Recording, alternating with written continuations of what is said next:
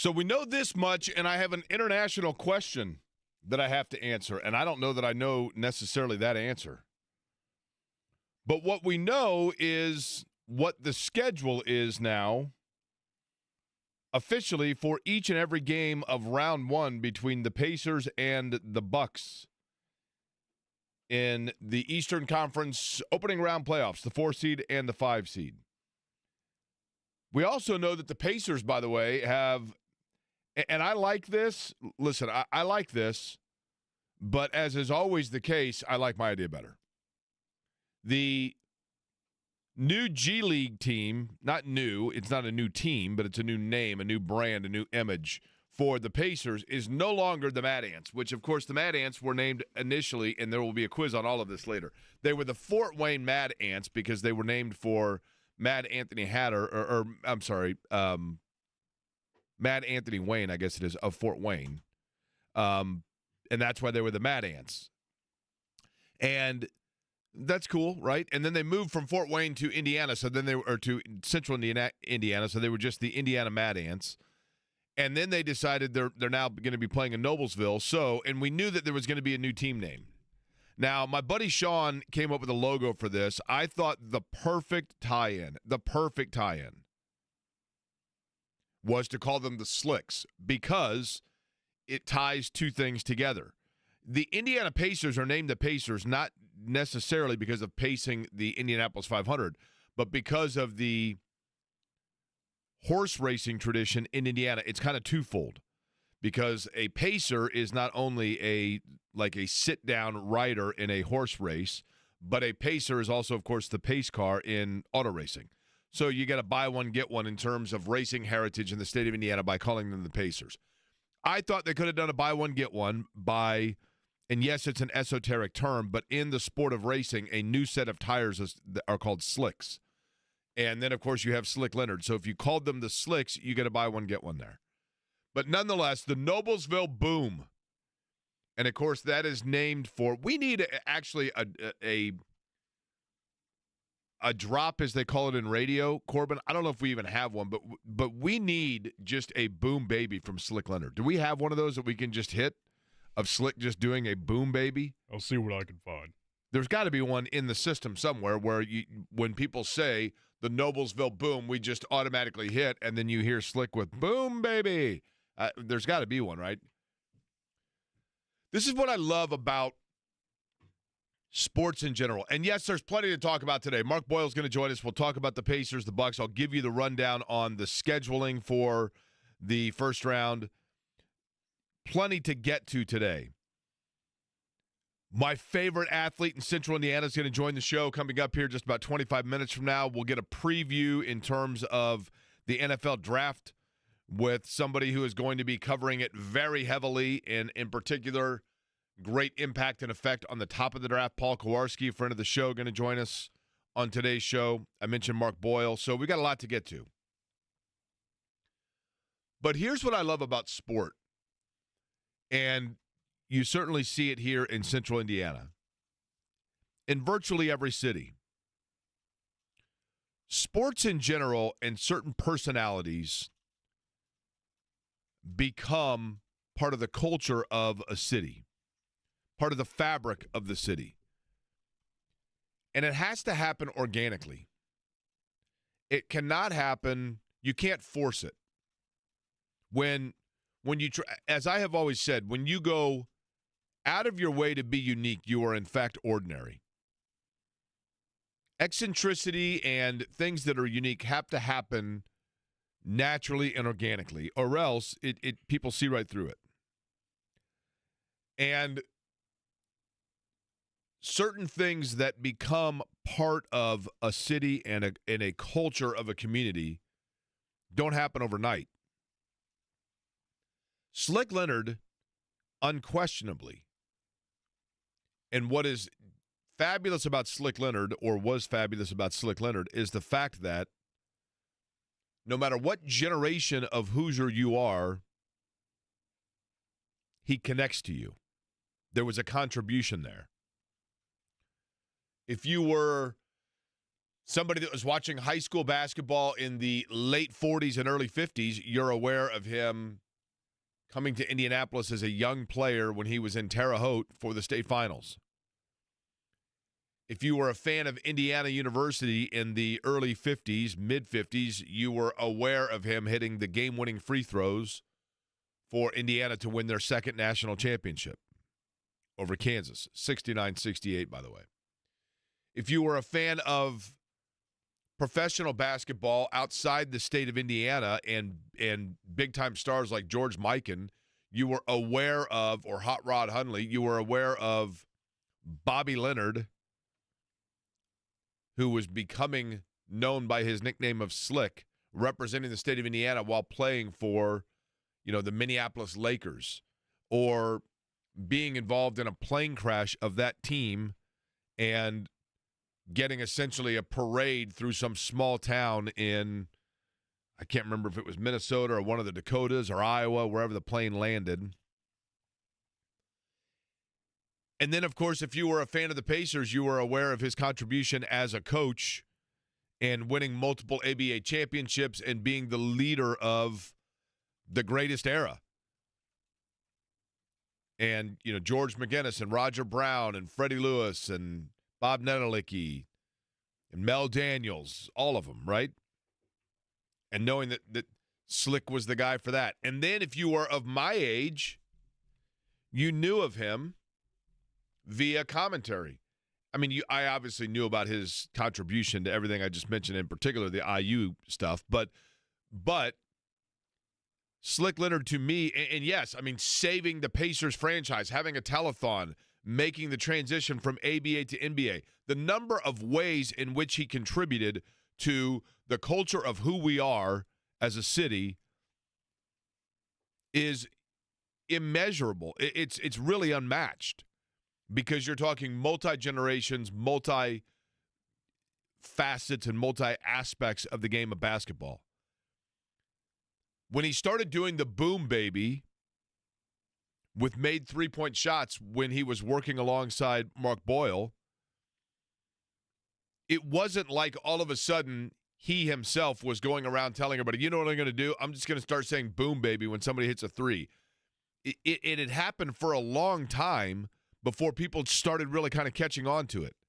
And then, of course, it was during the real peak of it was during the Reggie Miller New York Knicks rivalry when Reggie was hitting threes, especially in Game 5 in 94 when Reggie Miller had his 25-point explosion in the fourth quarter, 39 in the game, which back then was unheard of. And Slick Leonard is doing his boom baby. And then all of a sudden it becomes just a mantra for the city. It was a rallying cry. The name of the mascot is Boomer, right? The entire MO of the franchise is Boom Baby. It's the rallying cry of who we are. So every city not every, but most cities have it. Jack Brickhouse in Chicago with Hey Hey, and then of course obviously Harry Carey with Holy Cow, and in St. Louis, I mean Harry Carey to an extent as well. But Jack Buck, go crazy, folks, go crazy. Little things that just become a part of a city in general, and it's because a combination of longevity, humility, normalcy, all of it wraps into where you're like, that's our guy, that's our woman, that's our person that represents the city. So to have a franchise that is named essentially after Slick Leonard by using boom is awesome because it's kind of esoteric to Indianapolis, but that's what makes it fun. Somebody living in Phoenix, somebody living in Boise, somebody living in Macon, Georgia, somebody living in D.C., they may say, the Indy boom, I don't get it. That's right, because we get it. It's us. So it's very cool. And the imaging, all of it, I did like Slicks, don't get me wrong, but maybe that's too obvious. So boom is a little more subtle. Pacers will get underway on Saturday at 1 o'clock. That much we know, but we now know, in fact, the rest of the schedule. And the international question I have to answer is this. So Michael the Australians are coming in for the playoffs. Everybody, I think, that listens to this program now knows about my Australian friends that I met at a Pacer game some 5 years ago. Actually, more than that now because it was before COVID. that were at a game and they were sitting behind me, and I ended up touring them around Indy, and now they've become lifelong dear friends, and they have been to they were here. This is, I think, the third time in a year that they've been here to come see the Pacers play. So they're going to be here for game one on Saturday, and Michael and Marcus, his son, are coming, and then his nephew. And they're not only going to those two games here, but he has planned also his trip on his return to stay for the vast majority of the opening round series. So they're going to go to Milwaukee as well. But he asked me this question. Wait a minute. Why are there so many days between games 1 and 2? Why the extra day? I don't know the answer to that. I would assume this, though. Why they're not playing on, so the 22nd, of course, so they play on Saturday at 1 o'clock, then they play again on Tuesday. So why not Saturday, Monday? My assumption is that is entirely based upon television. I'm just assuming that TV comes up with that schedule, and that's that. And the league nor the Pacers really have much to do with it. I don't know if Easter has anything to do with that. Are there games, do we know, Corbin, are there games on Sunday, on Easter Sunday? There probably are, right, for the playoffs?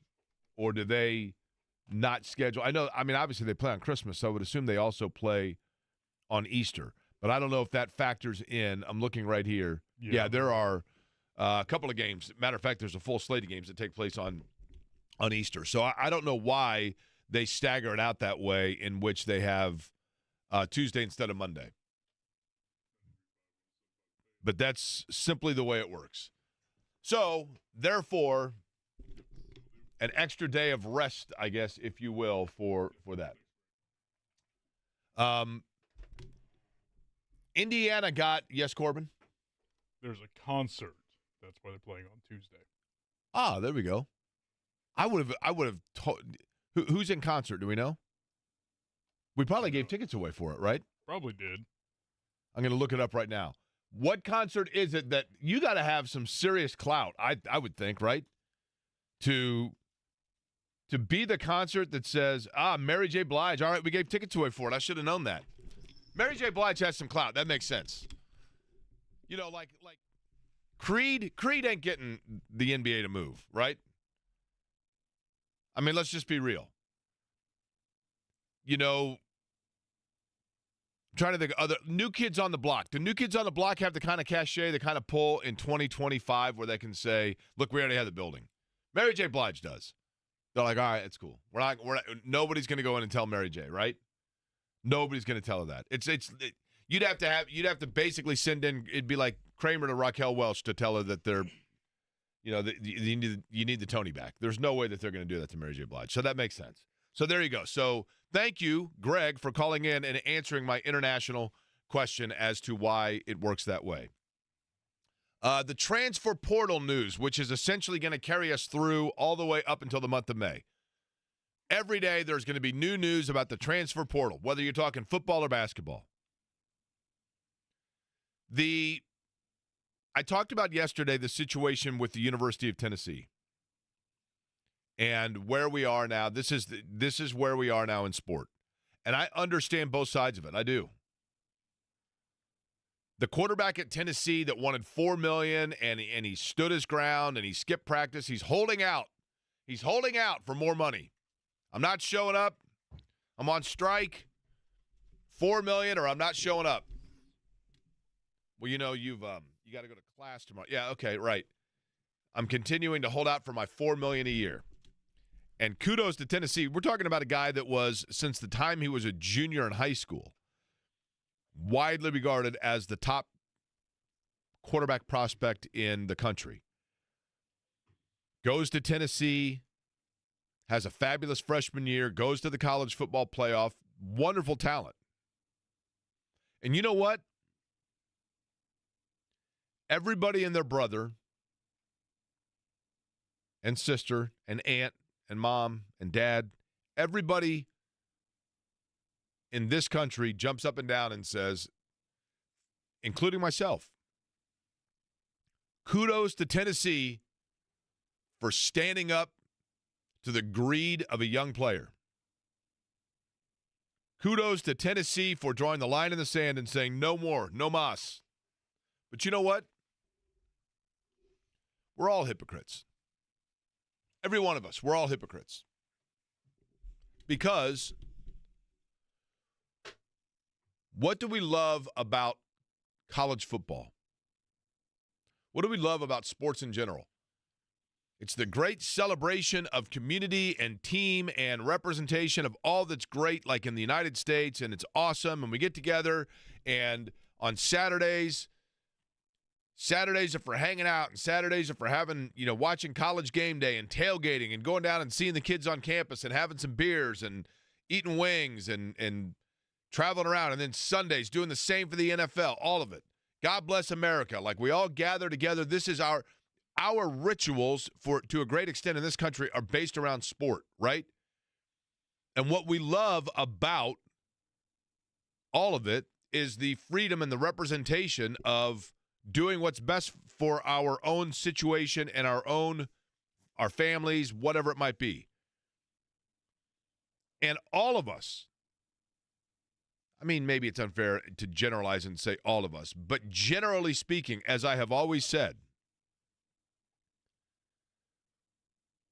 whether you are in college right now, whether you have a son or daughter in college, whether you never went to college, whatever it may be, the reality is that by definition,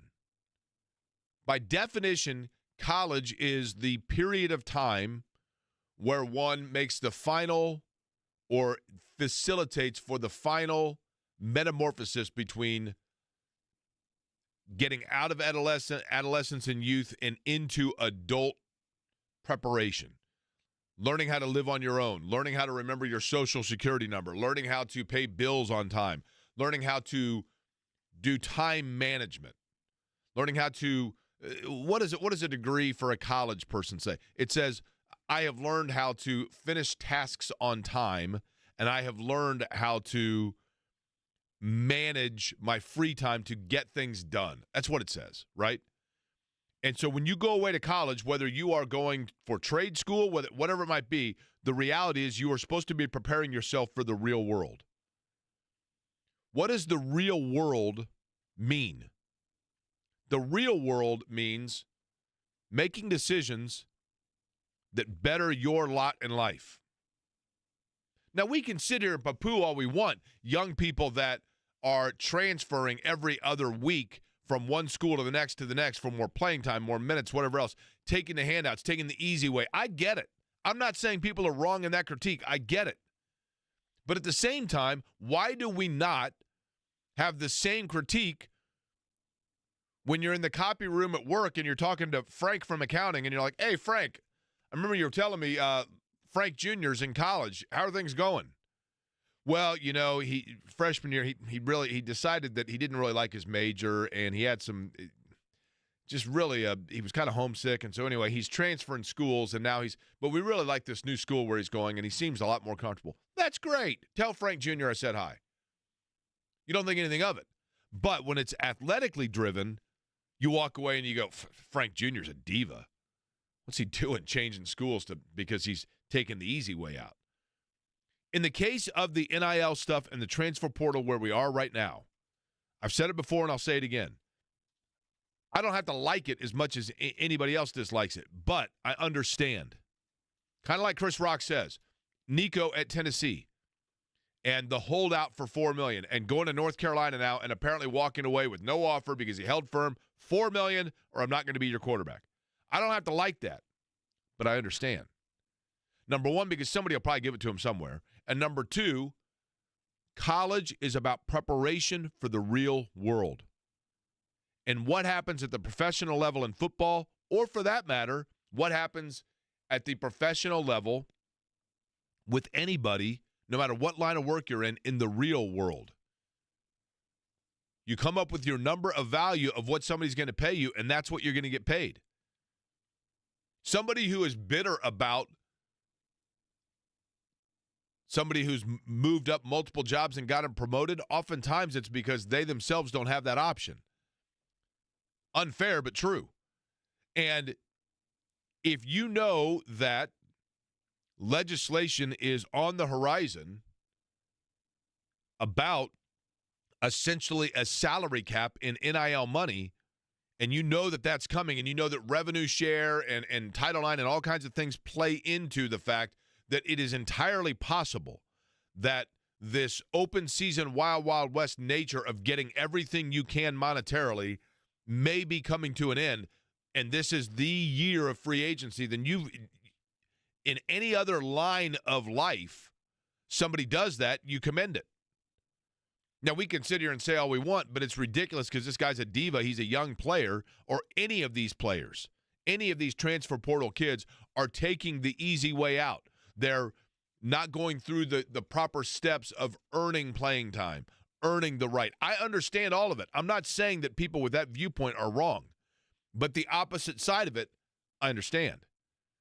Because you are seeking the best opportunity for yourself and for your family, and if it is potentially there, then hallelujah, free capitalist society, God bless America. That's what it's all about. And it's going to be this way, this turnstile. When it's like 95 degrees and 80% oppressive humidity out here in Indianapolis in another 7 weeks, then if you want to cool down, just go over to the NCAA, the headquarters there, and just feel the breeze of the turnstile of all the players continuing to go through the portal until we find out exactly where things are right now. It's going to continue to be that way because players are exercising their right to better their opportunity. Why are they doing so? Because that's how it is in the real world. Frank from accounting that you saw at the copy room, and Frank Jr. that he was talking about, a month later, you get the email one day that's like, this email is to let you know that Frank is leaving the company. He has found a better opportunity in Valdosta, Georgia, and we thank him for his contributions and wish him the best. Be sure on Friday to be here because we're bringing in cupcakes at 4 o'clock to send Frank on his way because he got a $20,000 raise from another company. Well, hallelujah. Good for Frank. And Frank Jr., good for him, man. He's helping Frank Jr. pay through college that way. That's the way the real world is. People seek the best opportunity for themselves. And we don't like it in college primarily because for most of us, we were not given that option at that same age. So we resent it a little bit. But this is how it's going to be until there is a firm line regulation on. I mean, now you're looking at players that are like, well, he had his COVID year plus his graduate year. He's now in his 7th year. It's like, what in the world? But for some schools, it's how you build a roster. Indiana's one of them. Indiana yesterday going out and getting Lamar Wilkerson. I guess I broke news because a week ago I thought actually he had already committed. And I remember telling Eddie, I'm like, well, they got Lamar Wilkerson, the kid from Sam Houston. That's a done deal. And then it's like, no, man, like he had not confirmed. Oh, okay. He had not yet verbally confirmed. It came down to Indiana and Kentucky. He chose Indiana. And you know what? Say this for DeVries at Indiana.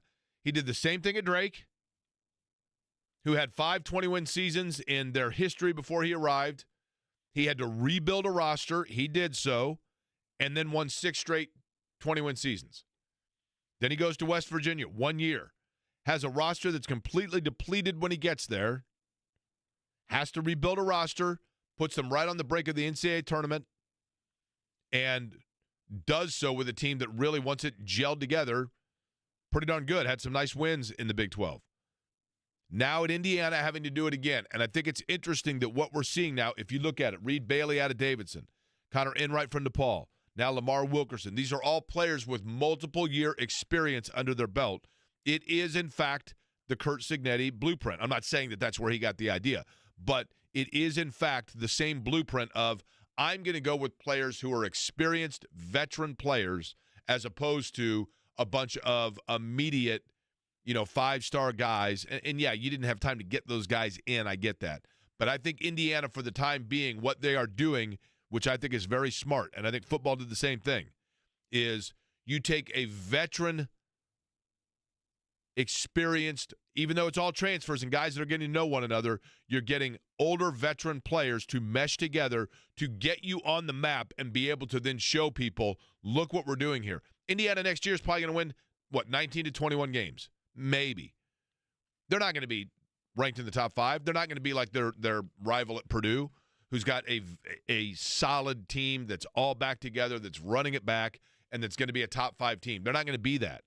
But when they go in to now start recruiting places, they are going to show a solidarity of the way that they're doing things because they have veteran players that are going to buy in to the style DeVries wants to play, as opposed to getting a hodgepodge of 5 stars and JUCOs, let's say, that are all coming in and saying, I'm trying to play for my payday. No, these are guys that now are coming and they're like, I've had that moment. Now I want to start a foundation. I think that's what Indiana's game plan has been, and I like it. I also like, by the way, our next guest on the program. I have long said my favorite athlete in Central Indiana. Injured right now, but still opportunity to see an unbelievable fast-paced style of play. I'm talking about, of course, a member of the company.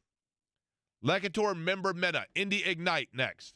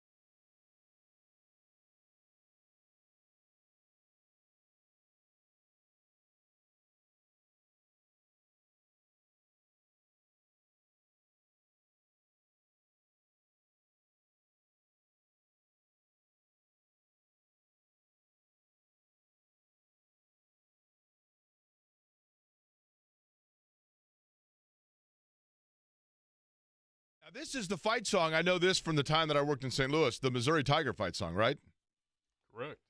That is one of the stops, Columbia, Missouri, and Missouri, the home state of our next guest. My favorite athlete in Central Indiana, return visitor to the program. I'm talking about the outside hitter for the Indy Ignite, Leketor Member-Mena, who joins us on the show. And the Indy Ignite, couple of opportunities here in the next couple of weeks to see them up in the Fishers Event Center, but we'll get to all of that. First off, Leketor, welcome back to the program. How are you?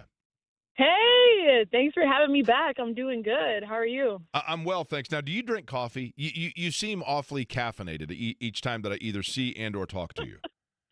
No, I actually don't drink coffee. I had coffee once, and I thought it was, like, awful, actually. You know what? I'm the same way, actually. Here's the other thing. I don't like – coffee's too hot. Like, if I'm drinking something, I want to be able to consume it relatively quickly. And in coffee, you got to, like, sip. And I look at people drinking coffee, and I go, what are you doing? It takes, like, an hour to get through that. Why would you do that?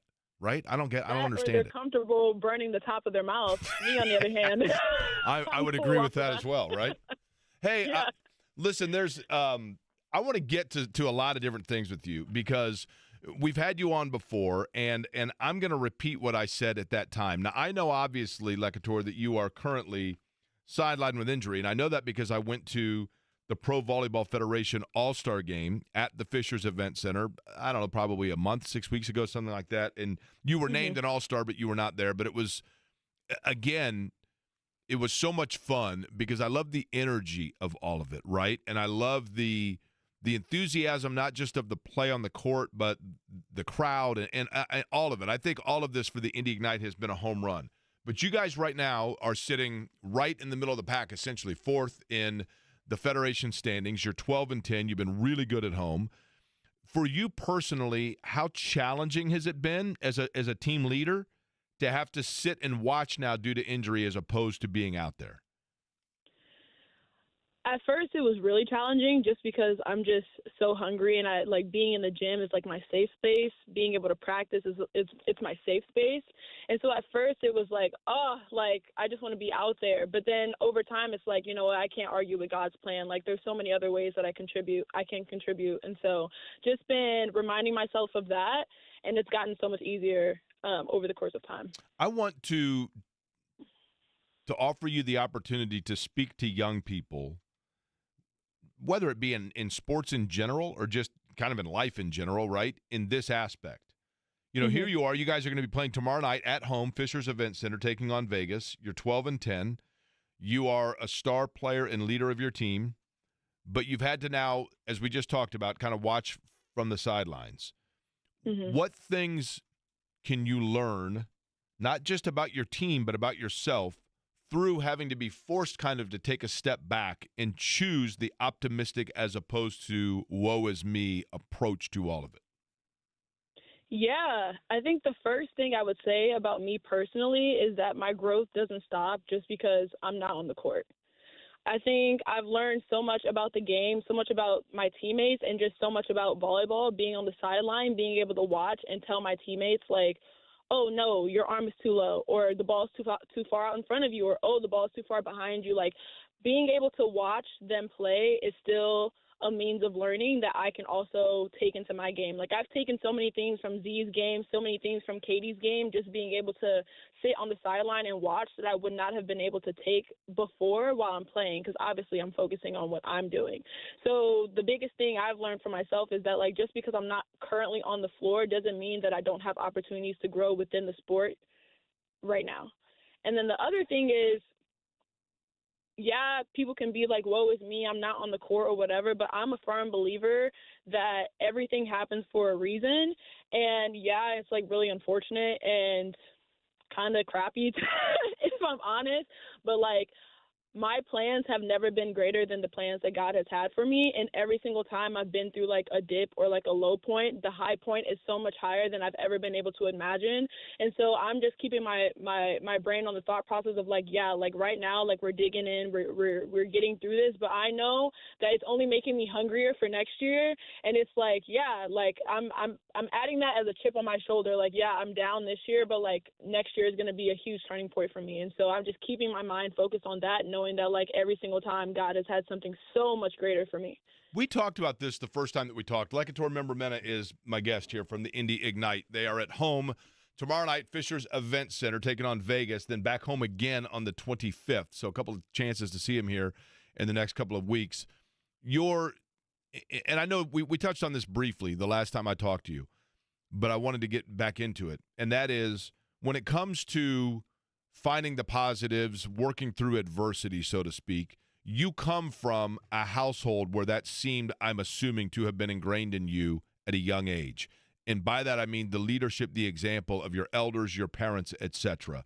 Can you expand on that assumption on my behalf? Yeah, obviously, I don't want to say, like, I got out the mud, but, like, my family came from a very strong place in Nigeria. Like, we're very strong-willed people. And my dad was coming from war. And so, like, him coming from war, coming here, having nothing, absolutely nothing. Like, I remember he was telling me how he was walking in snow and bare feet, like, trying to find, like a church and a place that was going to help us, like, find a place we were going to sleep at night. And so it's like, this was back before, like, way, way, way back. But it's just like, that is what my background is. Like, those are the people that I came from. And so, like, with me and my mindset and how it's been for, like, every single member in my family is like there is no ceiling. Like, you just keep going. Like, you just keep going. Whatever it is that comes in your way, you step over it, you keep going. Whatever it is that slaps you in the face, you step over it, you keep going. Like, there is just no stopping, because, like, my family is full of very strong believers, I would say. And, like, at the end of the day, like, we don't do anything that we do for our glory. We do it for God's. And so, like, whatever hurdle the world throws at us, it's like, okay, cool. Like, brush it off to the shoulder. Like, okay, cool. Brush it off the shoulder. Okay, cool. On to the next one. And so, like, we've just always had that mentality, and it's always worked out in our favor. And so I don't know what it feels like to not have a mentality like that. I've never been around it. So that's where that came from. This is why, Leketor, I've said. Now, so I went, and I'll be completely honest with you, okay? So I've been, like probably a lot of people in Indianapolis, certainly probably a lot of men without kids, I've always known of volleyball. I've enjoyed volleyball, but I've been primarily, your basketball, football, auto racing, like an Indianapolis guy, right? So the Indy Ignite comes to town. I go to the opening match at the Fisher's Event Center, which is this fabulous facility, because I wanted to see the facility as well. And then, literally, and I go to 45 NBA games a calendar year. I don't know that I've ever seen anybody with the vertical leap that you have, right? Like, the athleticism on display, I'm like, holy cow. And so the energy that you had right there, I came on the radio the next day and I said, I have a new favorite athlete in Indianapolis. And then I hear that. And I think to myself, that's why, right? That's why, that right there, Leketor Member-Mena, that approach, that background, that's why you're my favorite athlete in Indianapolis. Just so you know, I'm getting that out there. Right? Thank you. Yeah, I mean, like, how can you not like that sort of resilience, that sort of belief? But I want to go back to this. I then went to the All-Star game. And I go to the All-Star game, and I was talking to, there was a representative from the Orlando franchise there, and I'm talking to him. And he's looking around, and he says, this facility is unbelievable, but this crowd in general and this enthusiasm for it. And I thought, the Indy Ignite players have to be proud of this. But at the same time, you've been here for like 3 months. I mean, it's not like you are ingrained in Indianapolis. So can you elaborate perhaps on what it did mean as a representative of the inaugural year of the franchise to have the entire league come to your facility and to see the turnout of crowd, primarily of Central Indiana people, supporting professional volleyball? I mean, it's huge. So last year I came from a different team that was also in the league. And then from last year coming into this year, I mean, you never really know what to expect, because this was the first time Indy has ever had pro volleyball, despite the fact that the league had a previous year on us. And so I came into Indy, and I knew that our franchise were doing their best to, like, sell tickets and stuff, but you never really know how it's going to end up. When I, from a player's perspective, walked out into the court for the first time and saw the crowd, I instantly was like, this is different. Like, this is different. The energy in here is different. And I was like, there's no way I'm leaving this gym without a win. Not even just for my own personal, because for me, my mindset, I want to win everything. But from all of these people coming out to support us, knowing that volleyball is new in the United States, I was like, I'm not leaving this gym without a win. Like, that second set, I was like, I don't care what I have to do, but, like, I'm not letting all these people come here and leave without a W in the column. And so, like, that kind of mindset, like, I take pride in being able to play in this arena. I take pride in being able to play in this city because I've really never felt anything like it before, despite even me playing last year at a different franchise. And so, yeah, like, even when my friends ask me, like, how is it in Indy? Like, girls from other teams ask me, like, how is it in Indy? I'm like, it's different here. It's different. Like, I don't know how to put words into it. Like, I don't know how to describe it, but it's just a different feeling. And then it's like, I want to put on a show for everybody that's here because it's like the amount of support that we receive is so amazing that it's just like, it makes me want to give back. Like, how can I give back? How can I give back? Because all these people are showing up. How can I give back? How can I give back? And it's just like, yeah, like, I for sure, like, wear it with pride. I wear my shirts with pride. I wear my hoodies with pride. And I'm like, yeah, like, I am a part of the Indy Ignite. And, like, I really do love it here. And so I'm just feeling extremely grateful that everybody comes out and supports, and I hope that they continue to come out and support because, like, they don't know how much it means to us as players, like, being on the court, being able to play in front of them. Well, I was curious. I'll be honest. I mean, I go to the first game, and I was kind of blown away by I'm naive to it, right? Leketor Member-Mena is my guest here from the Indy Ignite. I was naive to an extent to the enthusiasm, the passion for travel volleyball in particular, but I go to the first game and I thought, this is unbelievable. Nonstop action, packed, right? And I wondered if it would sustain, and it has. I mean, it has. You're 7-3 at home, but I just think the thing that I love the most about it, and I said this last time we talked, but I'm curious from an athletic standpoint as an athlete if you're aware of it, but that is that I love the fact that while obviously dads and men are enjoying the sport, that young girls that are playing volleyball in this area now have role models. They now have aspiration. They now have a benchmark that they can shoot towards to achieve their goals, their dreams within the sport, and see what happens when hard work is put in. And you guys are exhibiting that, and I love that. But I'm curious if you're aware of it while you're going through it. I am definitely aware of it, just because whenever we sign autographs, whenever we talk to the girls, like, you can just see a shift in their interaction with us versus, like, before when we were signing autographs in college or when we were signing autographs and we didn't know how long pro was going to be. Like, there was, like, a glimmer of hope in, like, every girl's eyes, and I think it's, like, so amazing. But not even just with, like, the young girls, but even with us as adults, like, I have made a switch in the way that I've gone about approaching volleyball now that I know pro volleyball is in the United States. Because when you're coming from college, it's like, yeah, like, we're putting in all this effort, we're putting in all this hard work because we love it, but there's nothing to drive us.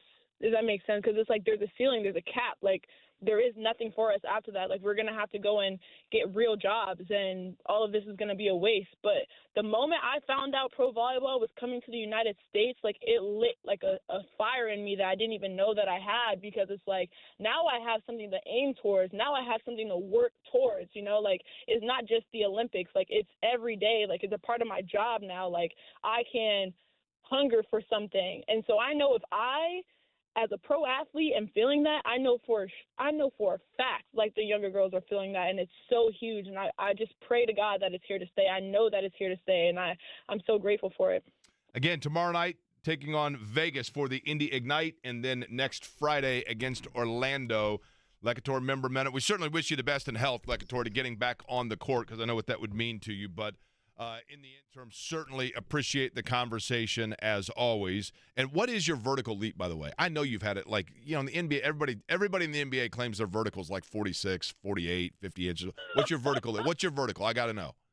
Anywhere between 35 and 40 inches. It definitely fluctuates. But, yeah, like, us girls were able to, like, get close to dunking basketball, so you should definitely come out and watch. I'm telling you. I mean, like, literally, you kind of have that, the Jordan from the free throw line leg split. Like, you kind of look like that half the time you're coming in for an outside hit, right? I mean, it's impressive. Yeah. Very impressive, right? Yeah, All right, Leketor Member-Mena, I appreciate the conversation as always, and we look forward to having you back on the program, all right? Yes, thank you so much for having me. All right, always a pleasure. Leketor Member-Mena, a member of the company, by the way. And, again, Indy Ignite tomorrow night, Fisher's Event Center. You can put that on your calendar, put that on your menu for things to do, or next Friday when Orlando is here. Speaking of menus, by the way, you might be thinking about lunch right now. You're driving around. I know you are. It's lunch hour, and you're like, you know what? I'm just going to go to some fast. No. Here's what you need to do for lunch. Each and every day, always consider this, and that is Chicago's Pizza. 18 central Indiana locations, Chicago's Pizza, and I'm talking about more than just the fact that there's a story in every slice.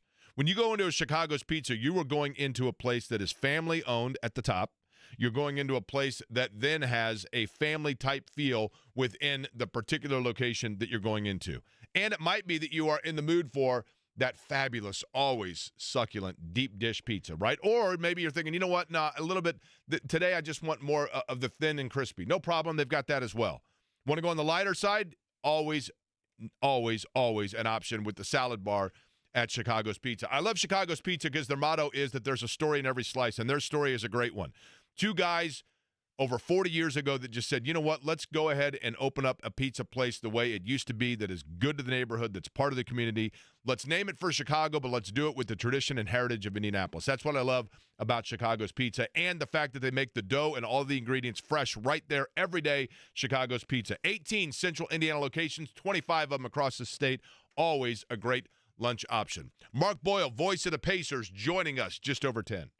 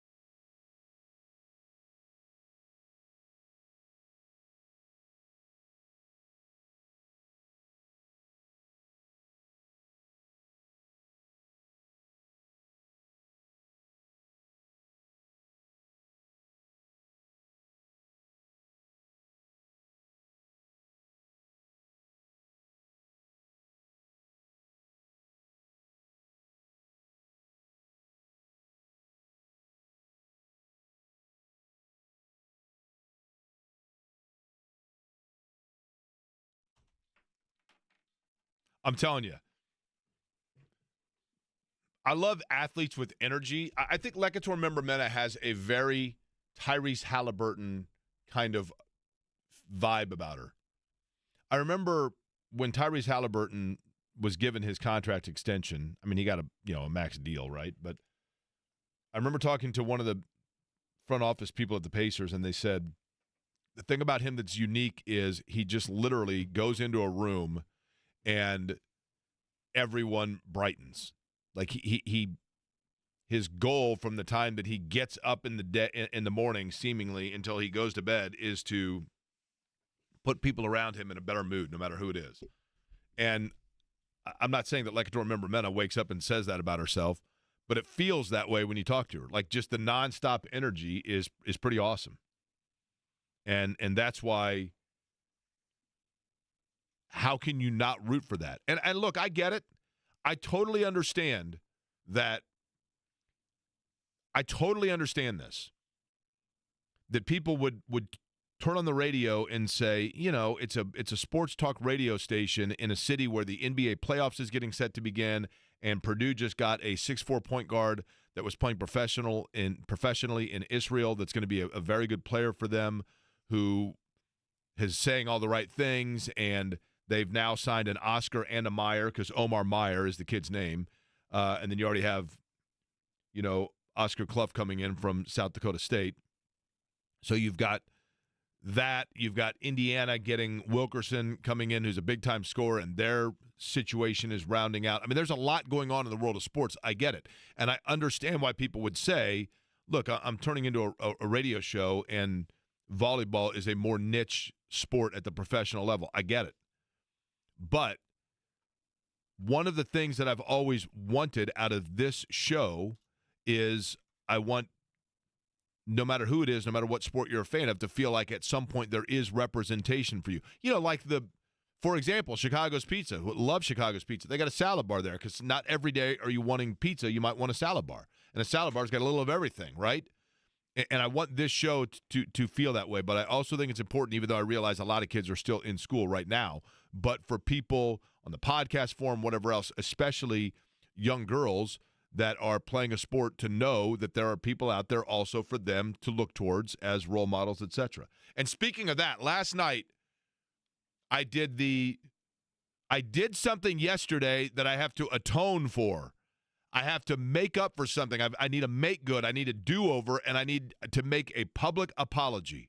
I have a public apology that I need to make in two areas. Number one, I said Mark Boyle was coming up in 5 minutes. It's actually at 2 p.m. That is my mistake, Corbin. So Mark Boyle, 2 o'clock today. Paul Kowarski going to talk with us about the NFL draft coming up in just over 35 minutes. But I did something yesterday where I made a terrible error, and I owe it to somebody to apologize, which I will do next.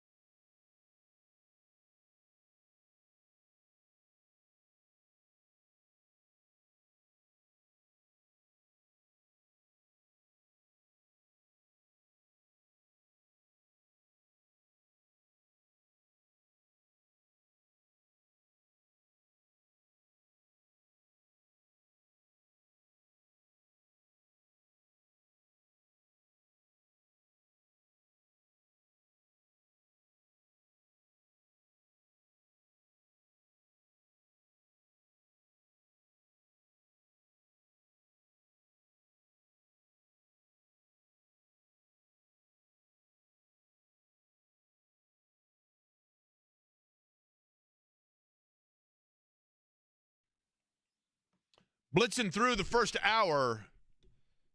Mark Boyle, voice of the Pacers, coming up hour from now. Pacers and Bucks get underway on Saturday, 1 o'clock. And then, as we mentioned, Monday, the Mary J. Blige concert. So game number 2 will be on Tuesday at the Fieldhouse. Paul Kowarski going to join us bottom of the hour. Titans in the AFC South, and they are clearly the franchise within the division that is trying to climb itself out of the cellar. But what do they do in the draft, and what will that mean for Indianapolis per se? That conversation coming up about 30 minutes from now. Transfer portal news to get to with Indiana and Purdue. But before that, my mea culpa, if I may. If you are living on the east side, I mean, I'm down with the east side. My buddy Michael Ware, who is the lead singer for The Elect. Michael and I became buddies by me going and just seeing The Elect. Actually, they were playing a George Hill fundraiser. This would have been over 10 years ago. George Hill was having for his foundation, I believe it was for the backpacks that he used to do for inner city kids, and he was having a fundraiser at the Indiana War Memorial, and I was Derek and I believe Derek was with me. We were emceeing the event, and the entertainment was The Elect, which I was relatively unfamiliar with. I saw him play, and I thought, holy cow, these guys are unbelievably talented, and just became, quite frankly, a groupie and just started traveling around, going to different shows and seeing them. And Michael and I, he is the lead singer, we became good buddies, just a great dude. He's like what we just talked about with Leketor Member-Mena, like just always in a good mood, always lifts up a room, always has a positive vibe. You can see it if you go to see The Elect in concert. But Michael and I once were going to a Clemson game and just started talking about our upbringing, and he grew up on the east side, a Warren Central guy, went to Warren. So we were talking about our similar upbringings of, Castleton Square and Washington Square, and, both going to Boogie Mountain and just, Warren Little League and all of it, growing up in Indianapolis. So I'm cool with the east side and with Warren, even though I couldn't stand him when I was a student athlete in high school. Having said that, yesterday I had the pleasure. I was a nervous wreck. I've never been more nervous for anything in my life, truth be told. But I was invited to come out and do the public address announcing the batters and the lineups for North Central and Warren Central softball yesterday. And I'm telling you, so I'm sitting there and I go, okay, now, so what is my job exactly? And they said, well, if you can read off the starting lineups, and then each time they come to bat, you just say, now batting, and you say the name of the player. And I had the list in front of me. And I said, wait, you need me to do this for every batter? And they said, well, we have an AI thing that can do it if need be, but it'd be better to have a person. And I'm thinking, well, yeah, I mean, AI is going to take all our jobs eventually anyway, so I might as well hold on to this as long as I can. And I said, okay, I'll do the best I can. Well, I had to announce the starting lineups. Ladies and gentlemen, welcome to North Central High School softball stadium for tonight's matchup. And I had kind of a sheet to read off of. I was so nervous. Literally, I probably spoke too fast. Because you can look out and you can see people that are hearing your voice. The same thing kind of happens. Here's the thing. I've never once. I get super excited for the Indy 500. I've never been nervous. I get super excited for it, and I love calling the race. But I've never once been nervous. Never the night before, never the day of, nothing. I mean, it's just, I am the most concerned when it comes to the Indianapolis 500 about getting inside the oval. I start stressing about that like around now, right? And just there's so many moving parts to all the things that lead up to. By the time race morning hits, I'm like, hey, man, the hard part's over with now. The events and the build-up and all that and the different things, the different responsibilities and shows and extra stuff, that's all done now. Now's the fun part, the race itself. Never been nervous for it. Never been nervous doing this show. Because, Corbin, let's be honest. I mean, you're the only person I'm seeing while I'm talking, and I know that there are 7 people listening right now, right? So it's not hard, right? Right. So I come in, do the show.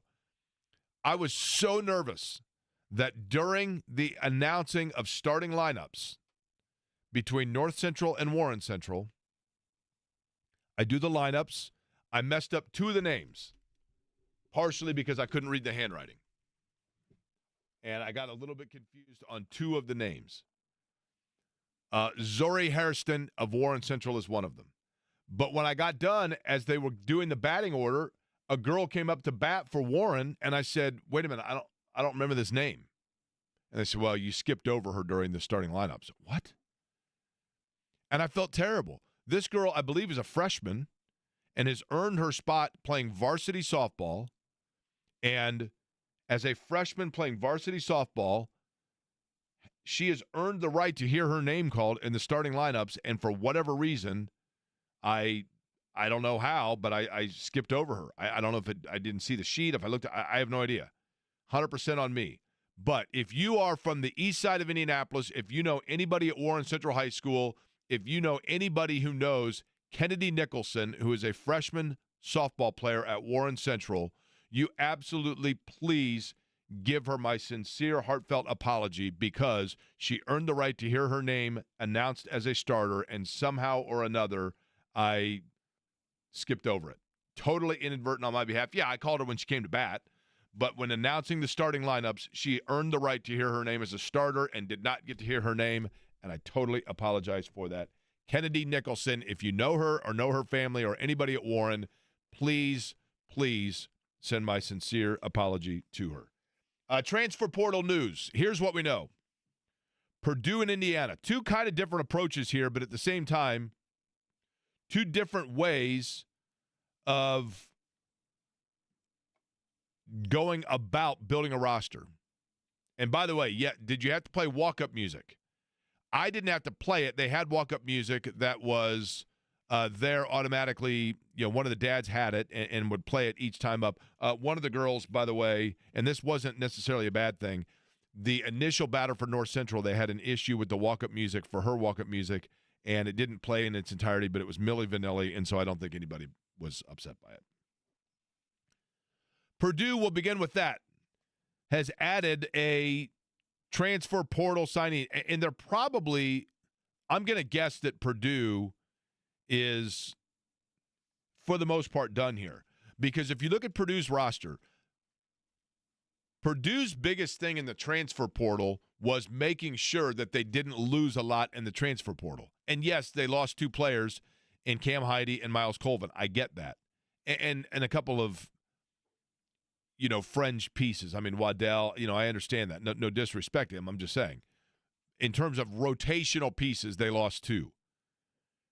But I think that what they did was they did a really good job of going out and addressing a specific need in terms of the bulk, the defensive nature, and the rim protection and the rebounding to free up Trey Kaufman-Renn a little bit. Trey Kaufman-Renn, I think, is really good. If you look at a basketball court and you have obviously the area in terms of the half circle, the protected area there for block and charge zone, if you will. Trey Kaufman-Renn, I think, is most effective kind of moving around that area like in a half-moon radius and not being posted on the low block. Because, let's face it, he had Zach Edey that was doing that forever. And this year, he had to take on probably a different role, still had a really good year. But having somebody that can then eat up that space, not only defensively, but post-offensively as well, and free him up a little bit where he's not getting doubled and where he can utilize, because he has very good, I think Trey Kaufman-Renn does, very good like lateral movement near the basket where he can kind of go with both hands.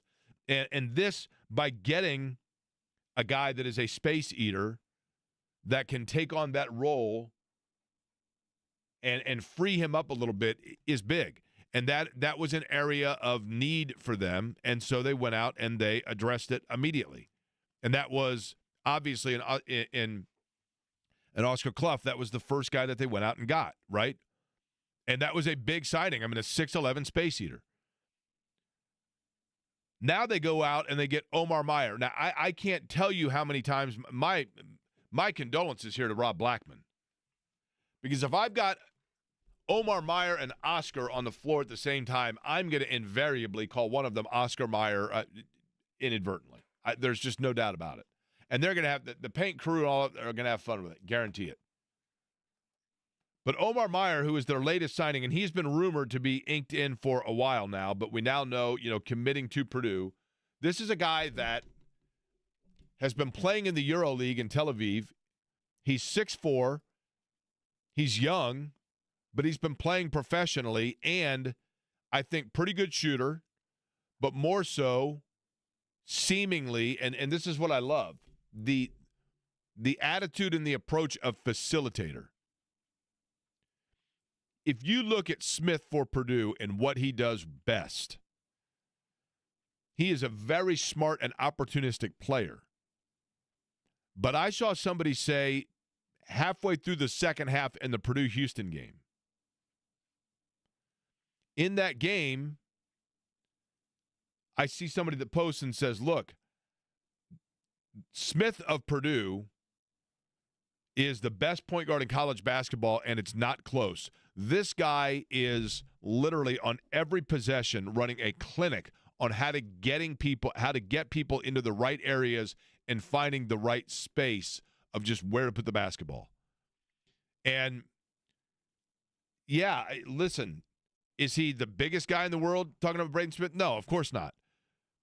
But I think now at this point we realize that the things that for whatever reason prohibited it, and yes, he was a Mr. Basketball and everything else, but he was not thought of going into it as a guy that was going to be he may be the best player in college basketball next year. Honestly, he may be the best player in college basketball next year because of he is an extremely cerebral, protect the basketball player that just gets people. Every single player on the floor is better when Braden Smith's on the floor.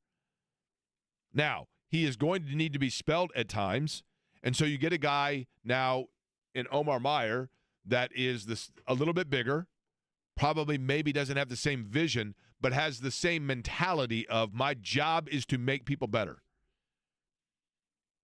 And that's what you want, a guy that you could saying those things and doing them are two different things, I realize. But I like the fact that he has said that, Omar Meyer has, of listen, my job is to do what needs to be done to get better. If I need to hit a shot, I'll hit a shot. If I need to facilitate, I'll facilitate. Basketball has become a game for a lot of places of it's about me. I think Purdue in the last year has had two different people affiliated with that program that, and I'm not saying it makes them bad people, but I think they've had two different players that have had it's about me mentality. And when they sit down with Matt Painter, and Matt Painter says, you know what? Whether it be an entry interview or an exit interview, an entry interview can turn into an exit interview real fast. And I think that when Matt Painter says, look, Zach Edey wasn't promised anything. He was 7'4". There's nobody else in college basketball was as big as Zach Edey. It would seem to reason that he was going to walk in and immediately start, but he was never promised that.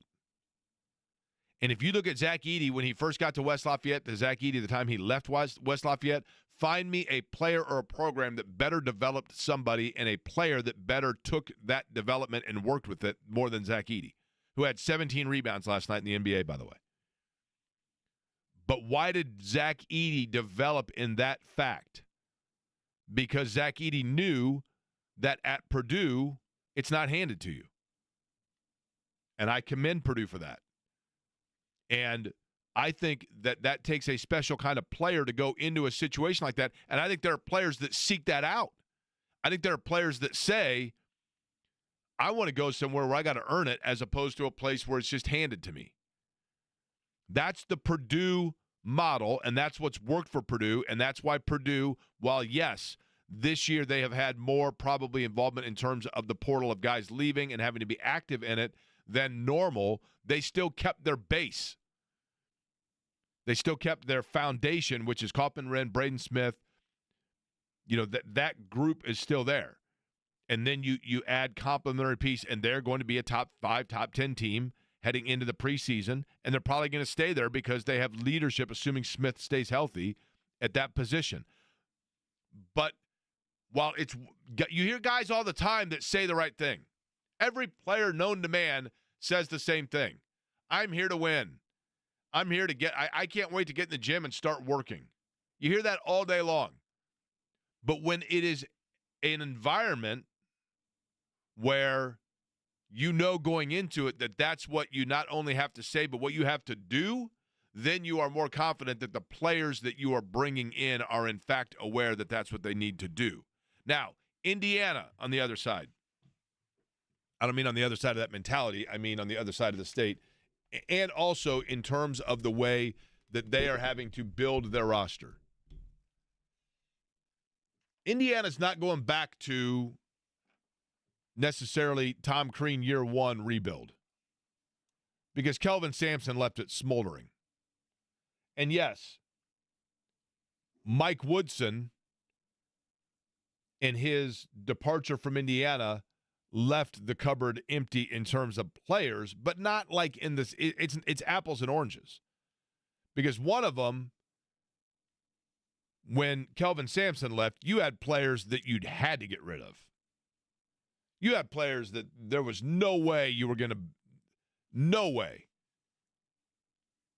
that you wanted those guys hanging around. He had bad apples. Kelvin Sampson went out and went shopping, literally, and brought in bad apples that had a short shelf life before all of a sudden the worm was going to poke through. And the worm poked through, and it was like, okay, we got to move on here. And they did. And so the scholarship limitations, the sanctions put on Indiana, Tom Crean deserves a ton of credit for building from the ashes and building it up. And the Indiana fans, frankly, don't get enough credit for standing by it at that time and showing up and still packing Assembly Hall and backing the program when they knew they were going to win like 7 games. They're not going back to that because it's a different circumstance. Mike Woodson left it from an organizational standpoint. Woodson didn't leave it in the ashes that Kelvin Sampson did. Matter of fact, he didn't really even in the I know people were disappointed in the way things went, but it wasn't like Indiana was a complete dumpster fire. But Darren DeVries now comes in, and what do we know? What have I talked about? Drake, and as well, West Virginia. The two things that he, in those two places that he had to do was start with a complete rebuild of the roster. Maybe even more so by design than by, by maybe more so by desire than design. I mean, I don't know the circumstance of why he rebuilt a roster at Drake. I'm assuming Drake didn't have a very good roster. And when you go into a situation where you are taking over a program, you're taking over a program because the guy that was there before you, more often than not, it wasn't because they left for greener pastures. It's that, you are taking over a program where they needed to make a coaching change. That's the case here at Indiana, right? And so he walks in. Now, it's a little peculiar that there's at least one recruit that had committed to Indiana that now that Mike Woodson is gone is wanting to know his situation, and his agent, and how weird is it to say that in 2025, I realize, but his agent claims that they've reached out to Indiana to say, look, we still want to be here, but have not yet heard back. That's the kid from Europe, from Croatia. I think it's Croatia or Serbia. I think it's Croatia. But he knows that he's got to build a roster from the ground. And I mentioned this earlier. 2 ways to do that. One of them is you go out and you find, let's say, first-year players that were big-time recruits, a 5-star or a 4-star recruit that went to an Arkansas or a Kentucky or a Kansas, and didn't get the minutes that they expected. Flory Bernuga comes to mind, who I realize stayed at Kansas. But a player like that went to a school, every single player coming out of high school is five-star recruit. They're all convinced that they're going to be one and done, every one of them. So they go somewhere, the minutes elude them a little bit. Kanan Catchings is a good example. At BYU, by the end of the year, he's buried in the rotation. And now he's on his way, I think, to Georgia. A player like that you could go and get and say, look, this guy's still young, and let's start with young players. That's one way you can do it. And I'm not saying Indiana's totally opposed to that, but what we've seen is so far what they've done, and I don't know if it's by design. I mean, DeVries wasn't there when Kurt Cignetti was building the football program, so he wouldn't know this. He wasn't paying attention in the fall, presumably to Indiana. But they've done what the football program did, which is let's go, and if we're going to start from scratch, let's start with experience first and then big-time talent. Now, that's not to say that the players they've gotten with experience, Reed Bailey at Davidson, Lamar Wilkerson, the latest to join. I'm not saying those guys aren't players. And he's obviously got his son coming, who's a two-time Missouri Valley Player of the Year. But they are experienced guys. And I think it's easier to get players that are veterans, that are older players, that are more mature. It's easier to get those personalities to mesh, to buy in, to understand, than it is guys that are coming in and are seeing it as their springboard or their re-land to try to launch themselves once again. Lamar Wilkerson knows going to Indiana. He chose Indiana over Kentucky for that matter. So battle number one for Indiana-Kentucky rivalry, advantage Indiana. I'm just saying in that particular battle. Kentucky's won the war now for like 15 years. But in that particular battle, advantage Indiana. And I think it's probably advantage Indiana because opportunity Indiana. You got more chance to go in and play, obviously, immediately at Indiana. But I also think a guy like Wilkerson is looking at it, and he's realistic. He's saying to himself, yeah, I averaged 20 and a half a game last year. And I may be joined the next player to come out of Troy, who is the Sun Belt Player of the Year and has a sixth year of eligibility, has yet to commit to Indiana, but it's believed is in the running, Indiana is. Again, veteran player. So these are guys that are coming in and they're like, look, I get a chance to finish my career at a big-time blue blood program. I'm not expecting to go out and put up 30, but I can be a part of something. And that is the approach that Indiana has to go with right now.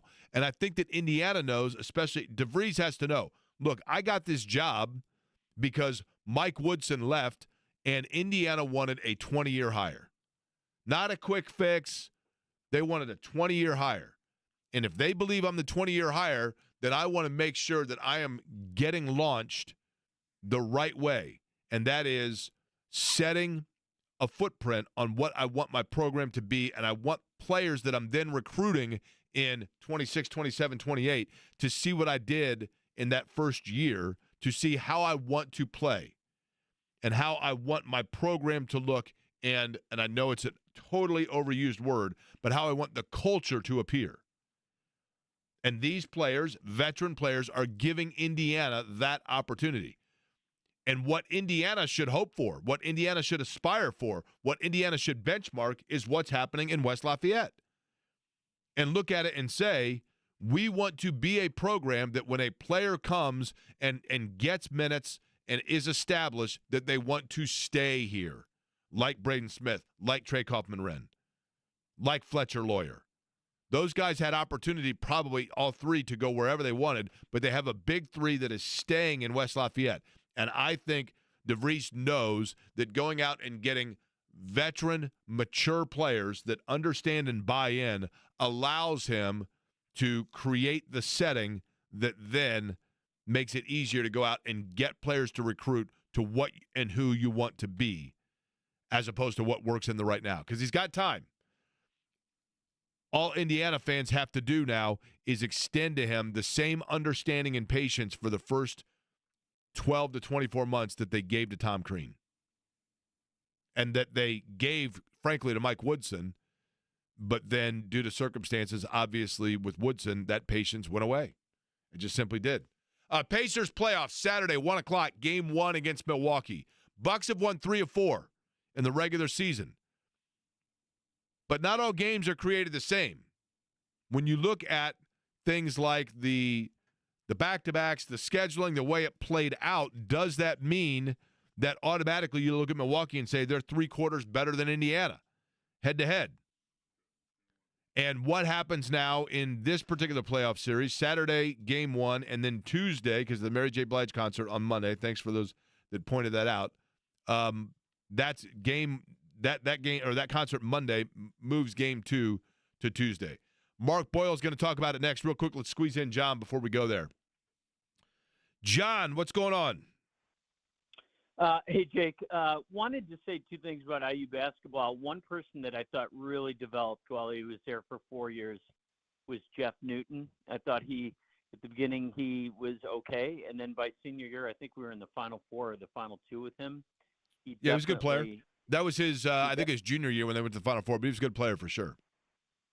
The other thing, too, is I really hope with this roster they do 2 things. One is I think we're desperate for a point guard. We haven't had one for a long time who can run the offense, and I hope he recruits shooters, perimeter shooters.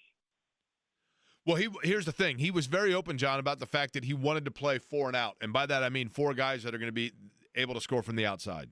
And yes, I think now one thing that's interesting to me is it looks like Indiana's going to go back to recruiting a lot of the Kenny Johnson, like the Baltimore, D.C. area. And I know the Indiana fans got impatient with that because they wanted to see Indiana-grown shooters, right? I mean, anything from Steve Alford to Jay Edwards to, for that matter, Kyle Hornsby wasn't an Indiana kid, but that kind of a player, right? Tom Coverdale, guys that can shoot that are from the state of Indiana, or have that type of mentality like a Hornsby did for, of being like front. A.J. Guyton was an outside shooter, not from Indiana, but had that mentality. I do think, John, that if you look at DeVries and you look at the way they played at West Virginia and certainly at Drake, yes, I think he's going to recruit shooters because that's what has allowed his offense to be efficient. They want to shoot. He wants to shoot within 12 seconds of a possession, and a lot of times that means shooting from the outside, quick transition, pull up 3, that kind of thing. So I would anticipate, John, that yes, in fact, shooters are going to be ultimately what you start seeing more of at Indiana.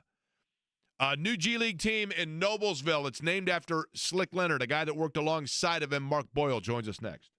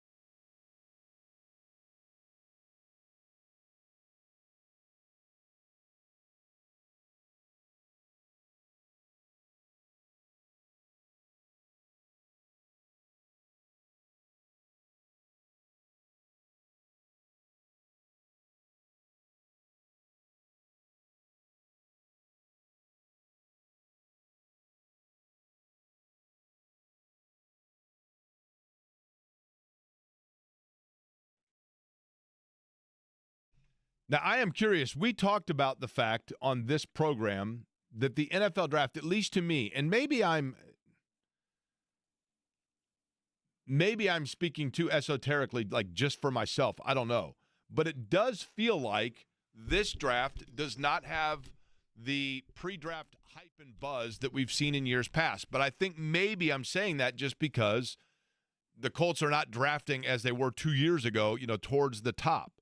And there's a lot of uncertainty at the quarterback position with Anthony Richardson. Drafting 14th doesn't move the needle as much. But it feels like this draft just doesn't have the can't-miss prospects up top. I remember when the Colts had the first and second picks in the draft, they took Steve Entman and Quentin Coriat. You take defensive players 1 and 2, and, of course, neither one of them really were franchise changers. Is this a dry year to have number 1? That's one of the things we can talk about with Paul Kowarski, who covers the Titans, longtime Titan writer, joins us now on the always busy and available for your company to sponsor guest line to talk about the Titans. Paul, first off, always appreciate the time to talk a little NFL with you. How are you? I'm great. Happy to. Thanks for having me. Let's begin with this. The Titans' standpoint, I mean, what is I guess, the buzz around it from your perspective? It looks like I would think it's going to be quarterback number 1 overall. Is that because this is a dry draft and, hey, we might as well take the quarterback? Or is Tennessee in the situation where it's like, look, quarterback, this is a can't-miss guy, et cetera? What's just kind of the overall, I guess, mindset or narrative around it? Well, it's Titan-esque for them to have number 1 pick in a year that's, I think you hit it on the head. I mean, it's not super great at the top, and it's not certainly super great at the top quarterback-wise. Cam Ward, wouldn't have been the top quarterback last year. Might have been 4th. Might have been 5th. So, but, as you get closer and closer to it, they can't sit and lament, where he ranks last year, or I don't ultimately think too much about where he'd rank next year. And that's a big class next year, but nobody's clear-cut top guy in that class or a guarantee yet. I think as college football season plays out, there'll probably be some pretty good-looking quarterbacks in that class too, and the Titans will be sandwiched between conceivably 2 pretty good classes with the number 1 pick. So early on, there was a lot of thinking that, they might try to dump out of it.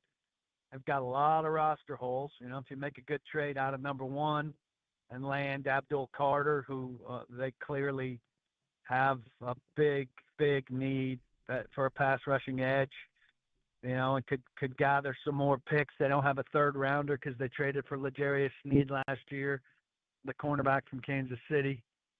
Ironically, their new GM, Mike Borgonzi, was instrumental in that trade from the Kansas City side.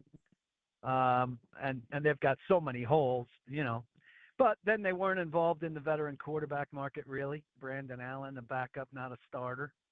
And Will Levis showed a lot of flaws last year. He's been working with Jordan Palmer. But it's asking an awful lot for the worst team in the league to have free reign with the best quarterback in the draft, asking an awful lot for them to pass on that, move forward with Will Levis and Brandon Allen and Tim Boyle, and address other needs and wait a year. Paul Kowarski is our guest, by the way. PaulKowarski.com. That's Kuharsky. PaulKowarski.com. Talking about the Titans and the number 1 overall pick. I'm going to go back to that about Will Levis, Paul, in the fact that, obviously we saw a couple of games with him here. I think people do pay attention clearly to the AFC South. He was a guy that was in that same draft class as Anthony Richardson and was rumored that Indianapolis, certainly Jim Irsay, liked him. Did he get a fair opportunity or window to show what he could do? And I don't mean by number of reps, but I mean by supporting cast around him. Was there, do you believe, enough to give fair measurement that, in fact, they should move on? Yeah, I mean, I'm surprised by how many people think like a quarterback, deserves some sort of perfect cast around him in order to be judged. I mean, quarterbacks come into the league largely to bad teams. who don't have quarterbacks, and they don't have great weaponry or great protection, and they need to show more than Will Levis showed. So, yeah, he got hit too much, and he didn't have great targets. But, I mean, he had a guy catch 9 touchdowns and 32 receptions in Nick Westbrook-Akine, who's now a Miami Dolphin. And, they had some draft pedigree in front of them that didn't play very well, but first-round pick in Peter Skoronski as the left guard, J.C. Latham as a first-round pick as the left tackle. Some real trouble on the right. They hired Bill Callahan, obviously, Brian's dad, one of the best offensive line coaches in the league. First year wasn't good. Some of the sacks, quarterback couldn't do anything about it. But I learned a lot when I covered the AFC South from Peyton Manning in terms of quarterback sacks being, at least in part, a quarterback stat, and there being an ability to evade stuff and get rid of the ball, and no one plays are over. And Will Levis was throwing some wild interceptions and fumbling the ball recklessly at times when those were bad decisions being made, not defensive linemen being in his face. So I think Will Levis is the kind of guy that could have a second act like Geno Smith. But it's not going to be here this year. I don't think, he's going to need some time and some time on the bench probably in a better environment than this one. Paul, do you believe that do you think there's a danger in this? I guess Paul Kowarski is our guest, paulkowarski.com, where you can read all of his work. I think sometimes teams get caught up in building a roster to go against what the strength of their divisional foes. Maybe we read too much into the thought that teams might do that, but it doesn't feel like in the AFC South there's any definitive team. There's not a Peyton Manning era Colts team where for 8 years Right. exactly who you're going against, right? So does Tennessee buy into that at all, of trying to build a certain way, or do they just have an idea of this is who we're going to be, this is what we're going to build, and we're going to just hope that and we're going to push in on that? I don't even know if we know what that is yet from them, with the first-year general manager, second-year coach who's going into this thing on the hot seat, frankly. Post Derrick Henry, they want to be a more modern passing game with more versatile running backs who can catch the ball and play all 3 downs. Though they're looking for a big back in this draft who can be more of a short yardage between the tackles guy. But they want to be more dynamic in the passing game. They need the quarterback to be able to do that, and the weapons and the time. And need more pieces on defense to be more explosive and certainly better in the red zone than they were last year. But I think they need to get some pieces to figure out what they can be, or to start to be what they want to be. But they're certainly not, I don't think, looking at the Texans and saying we need to be a certain thing in order Right. to match up with the Texans, like you said, because there's no – Texans are pretty good. I think the Texans might win this division by a lot, because I don't think the 3 other teams are very good or very far along yet. But, Texans have a way to go, too, to stamp themselves with some identity that you really need to solve. What do you think of Anthony Richardson, by the way, Paul? You've seen him play a couple times, obviously. You pay attention to the AFC South.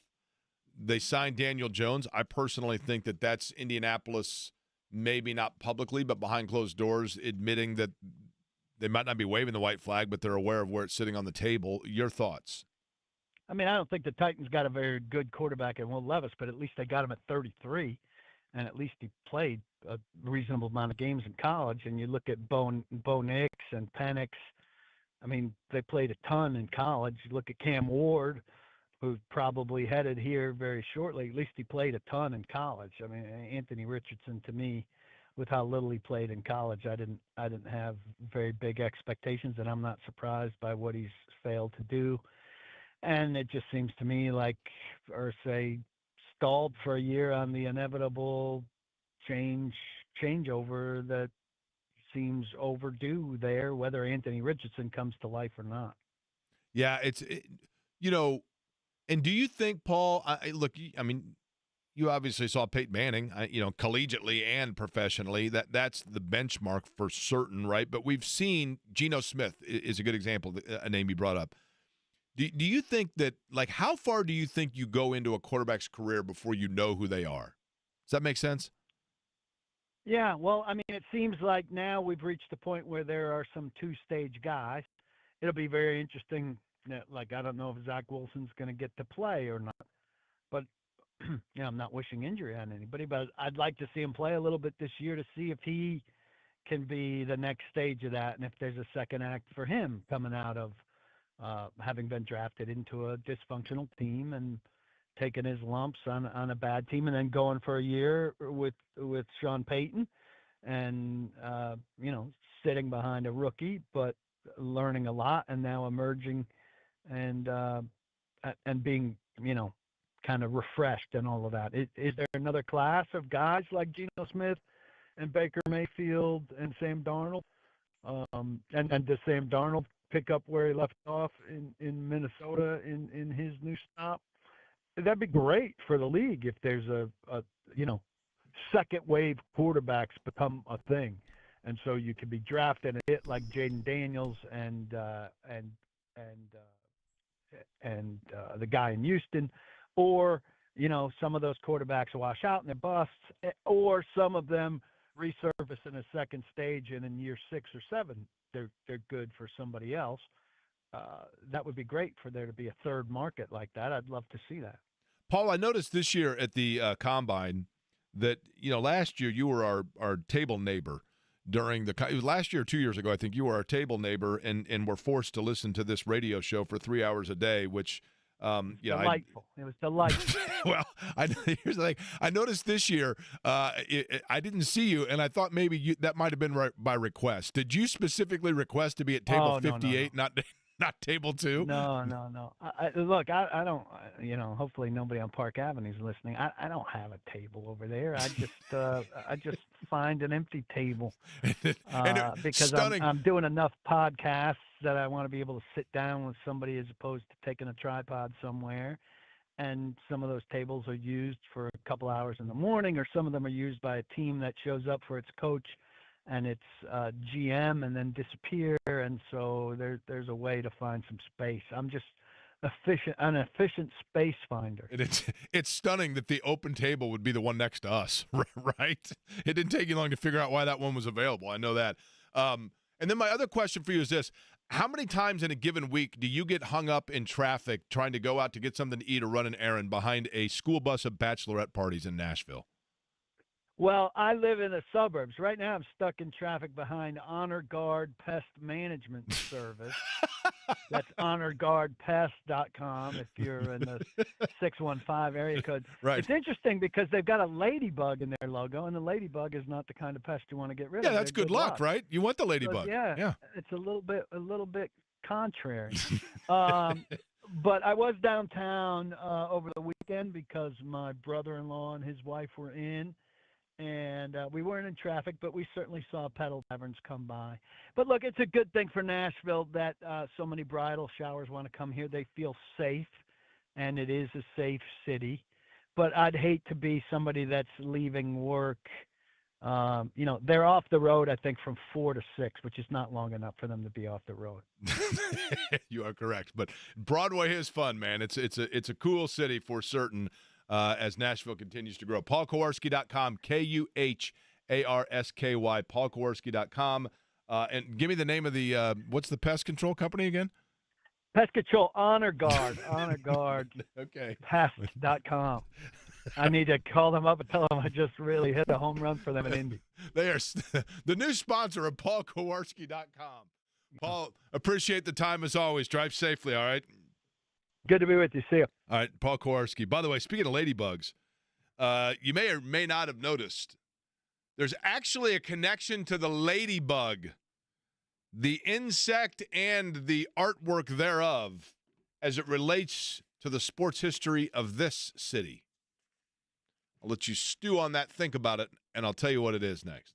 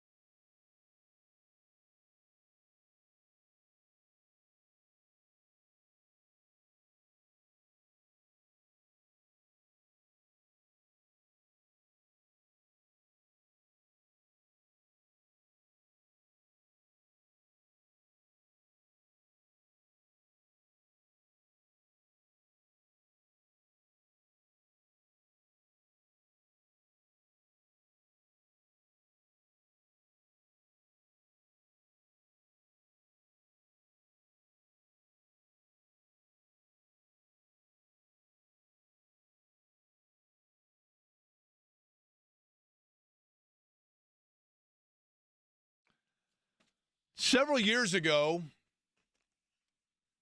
gosh, it's been, well, I can tell you, this would have been around 2010, roughly. The Indianapolis Motor Speedway, I take that back, would have been around 2008. The Indianapolis Motor Speedway in celebration of the Centennial Era. And if you recall, the Centennial Era was from 2009 to 2011 because the 100-year celebration of the founding of the Speedway and the first Indianapolis 500 was 1909 to 1911. Then, of course, you had the 100th running that took place in 2016. And by the way, if I may side note real quick, because this all ties into the Ladybug story, I've always found this fascinating. And even if you're not a fan of the Indy 500, lend me your ear because I think you'll say that is kind of interesting. The 100th year of the Indianapolis 500, so the Centennial Celebration race, was in 2011. In 2011, Dan Weldon, in car number 98, won the race while driving for Brian Herta Autosport, which was the team, and won the race largely because on the last lap of the race, a rookie from California who was trying to conserve fuel, J.R. Hildebrand, hit the wall, and thus Dan Weldon in car number 98 won the race for Brian Herta and with Dan Weldon. That was the 100th year celebration of the 500. The 100th running of the Indianapolis 500, Alexander Rossi, who was driving for Andretti Autosport with his driver analyst in his ear and race strategist being Brian Herta, was a rookie from California in car number 98 and was conserving fuel on the last lap. And by the way, J.R. Hildebrand, when he hit the wall because he was going around the car of Charlie Kimball of California, who was out of fuel and was off pace. And so therefore Hildebrand, also a rookie from California, went wide and hit the wall, and thus Weldon won the race. So the 100th running of the Indy 500, Alexander Rossi, who was a rookie from California, won the race while conserving fuel and did so in car number 98 for the race strategist Brian Herta. I always found that interesting. But as they were getting ready to celebrate the Centennial Era, the Speedway commissioned a number of artists, and you might remember this, to paint large 500, like historic 500 cars and place them around the city of Indianapolis. And one of those that was painting one of the cars was assigned to paint the Marmon Wasp, which is the original 500 winning car of Ray Haroon, but to put their own like artistic touch and flair on it. And so Johnny Rutherford, who is an artist and a three-time winner of the Indianapolis 500, Johnny Rutherford was painting one of them, and so I got assigned to go do an interview with Johnny Rutherford while he was painting his own variation of the Marmon Wasp. The place where he was painting, Johnny Rutherford wanted to have a place that was a quiet locale that would inspire him to paint on this car, and so what better place to do that than the basement of the Speedway Museum? And this was back before, and I know I say it incorrectly, museum. This was back before the basement was open to the public. And so it was this narrative around town of like, what's in the basement? What's in the basement? And so the time that I got to go to the basement, the very first time, was because I was going to interview Johnny Rutherford, and he was down in the basement with like a spotlight on him in between, a 1938 Lotus and a 1960 Porsche or something, and he's standing there painting this paper mache, for lack of a better phrase, but this car cast. And as he was painting it, when I walked up to do the interview with him, he's painting Ray Haroon's Marmon Wasp, but he's putting his own little touches on it. And he was painting on it a ladybug. And I'm like, what's with the ladybug? And this, I think, is a well-known story amongst 500 lore now. I don't know necessarily that it was as much then. But Johnny Rutherford went on to explain to me, of course, Rutherford, a 3-time winner of the Indy 500, 74, 76, and 80. But he went on to explain to me that one of the years that he was getting in the car for the 500, he was strapping in and noticed a ladybug flew in and landed on his fire suit. And he's getting ready to get into the car, and somebody's like, oh, my gosh, there's a bug in the car. And Johnny Rutherford said, but ladybugs are good luck. So he refused to shoo it away. And, I mean, I'm assuming that once he started going at, 185 miles an hour, that the ladybug probably found its way out of the car. But he himself just kind of always liked to believe that the ladybug was with him and carried him to victory, and thus he always considered a ladybug to be the favorite symbol for Johnny Rutherford of luck and prosperity. And that's why if you ever saw the Marmon Wasp that Johnny Rutherford, and it probably is still out there somewhere, the Marmon Wasp model that it might actually be on Main Street now that I think about it. The one that Johnny Rutherford painted might actually be on Main Street in Speedway. But if you look on it, there is a ladybug painted on that car. And so Paul Kowarski's correct when he said, you know what, ladybugs are actually good luck. You wouldn't want, like, pest control to come out and get rid of your ladybugs. You'd want more of them. Certainly it would appear as though Johnny Rutherford would agree. Yeah, you want more of them. The more the merrier when it comes to ladybugs, right? The more the merrier. Game 1 between the Pacers and Bucks. When Mark Boyle joins us, a lot to unpack with that, including, Boyle's pretty upfront and honest about when he is aware of the unique talents of the opposition. And I think it is not obviously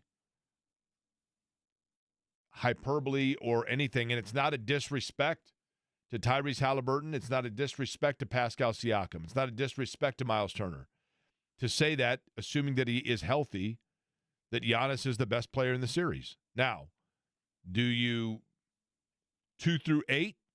Is Milwaukee as talented as Indiana? Lopez is a really good player. They've got some good players. How much has Kyle Kuzma helped or hurt them? I don't know the answer necessarily to that. But for certain, Giannis, he scares me a little bit. I'm not going to lie to you. He scares me a little bit. But we shall see what unfolds, because Saturday at 1 o'clock it all gets underway. Mark Boyle will be on the call. You will hear it, of course, on this radio station, and Mark joins us next.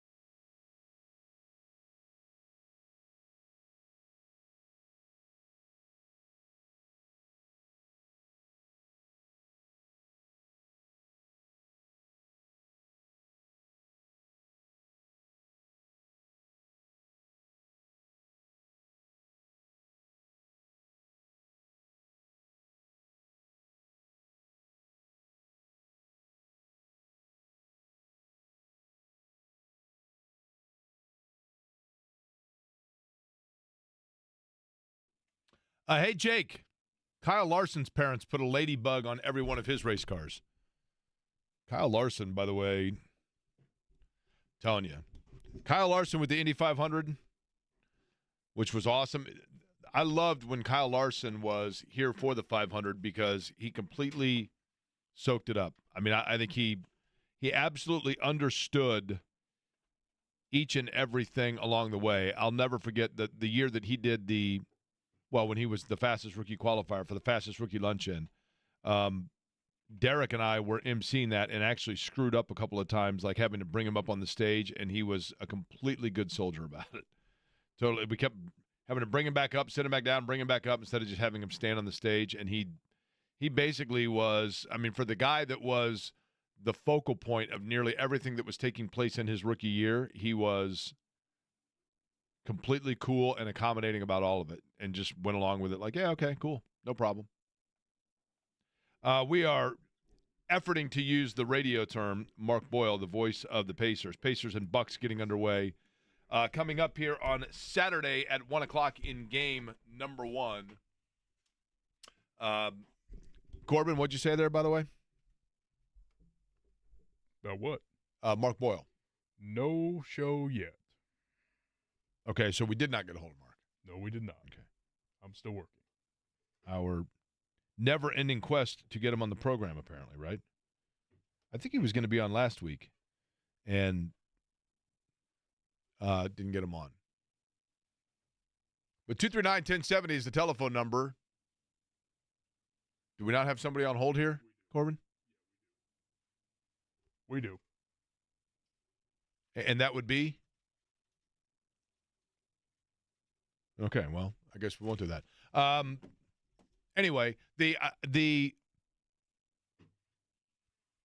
Mary J. Blige concert on Monday has moved the Pacers game number 2 to Tuesday. That was the one thing. My buddies from Australia were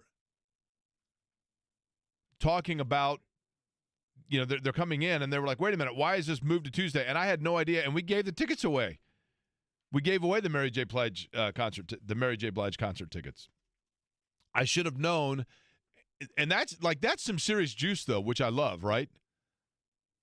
I like the fact that Mary J. Blige is like, no, we already have that. There are certain acts that they're not. You tell me, but my feeling is, my gut tells me that there are certain acts that they would say, you know what, we have to reschedule because the NBA playoffs take precedent. But Mary J. Blige didn't want them. I mean, do we really think – I'm trying to think here of an artist. If you were to make a list of artists that would be unmovable versus a list of artists that they would just have to understand that they've now been bumped. They got the Matt Damon treatment of like, sorry, you've been bumped because the playoffs are here and that's what we're doing. I'd like to know, like, what the cutoff is of that. Mark Boyle joins us now, the radio play-by-play voice of the Indiana Pacers. Mark, you'd be a good person to ask on this. So Mary J. Blige, Monday, is at the Fieldhouse. So Game 2 is now Tuesday instead of Monday, as I understand it. That's why, like, there's the extra gap in between. Mary J. Blige, you ain't going to move, right? But, like, if it's Creed, would they just go to them and say, hey, you know what, we got to reschedule you? I doubt it. I can't speak necessarily with any authority on that. I don't know how they book things and how they decide to handle conflict. But it's not all that unusual in the first round of the playoffs to have multiple days between games anyway, so it's really not an issue. I was kind of speaking theoretically, but this particular matchup, Pacers-Bucks, 3 of 4 Milwaukee won in the regular season. Mark, you've done this a long time. Can we really realistically look at what takes place in a regular season and equate that to what would necessarily be applicable in the postseason because of the fluidity of the schedule from one team versus the other in the regular season versus it being uniform to both in the postseason? Do we kind of throw out what happened in the regular season? Case by case basis, if you had a number 1 against a number 8, and the number 1 had taken 4 straight from the number 8 during the regular season, that might be something you could ride with. But here you've got a 4-5, 2 teams that went 82 games and were separated by a couple of wins. I wouldn't necessarily read anything into it, but if I were preparing my team to play and I was one of the coaches, I would certainly scour the video and look for clues that might help me going forward. But I don't think necessarily that 3-1 means anything. Mark, this particular series, let me tell you what scares me, and then I want you to opine on it. Giannis is the best player in the series, and that's no disrespect to Tyrese Halliburton, Pascal Siakam, who at times can be brilliant. Obviously, both are very, very good players. But we did not see Giannis a year ago, and the way that he has played down the home stretch worries me greatly because, and I think Rick Carlisle's been honest about the fact that he is a handful. Is he the best player in this series, all things given equal in terms of health from both from both rosters?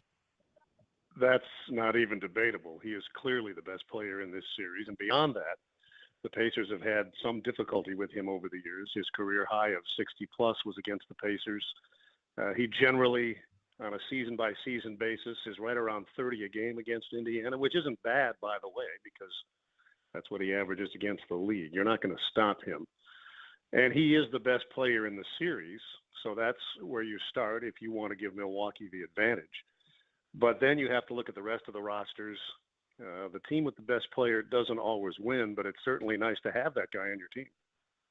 Mark, when you look at this particular, I guess, Pacers group, what they did in the final game of the year to get them to 50, the reserve guys really having, I thought, a lot of resiliency. And I think Rick Carlisle was very pleased with that as well. But the rotations now, those guys, that was probably their last hurrah because barring emergency, a lot of those guys are not going to see the floor in the postseason. Do you anticipate, though, a even more tightened rotation from Rick Carlisle? And if so, who did we regularly see in the regular season that we may see less of now in the postseason? Well, it's not clear to me whether Ben Shepherd is even available, so we might not see him at the outset, although we might. As I said, that's not been made clear, and he did miss the last 4 games of the regular season. Ordinarily, he'd play rotation minutes. If he's not there, then that factors into your rotation. Typically, coaches tighten the rotation in the playoffs. If they don't tighten it in terms of raw numbers, they often tighten it in terms of giving the backups less minutes. So if you have a depth advantage, it's not as pronounced during the playoffs because, A, there are no back-to-backs, and B, you're tightening rotations anyway. But if Shepherd is available, then it'll be interesting to see what Rick does because Jarris Walker was out of the rotation for a while. He came on strong at the end of the season. You know for sure that McConnell will be in the rotation, Mather, and so on. But I would expect at minimum minutes for the backups maybe to go down a little bit.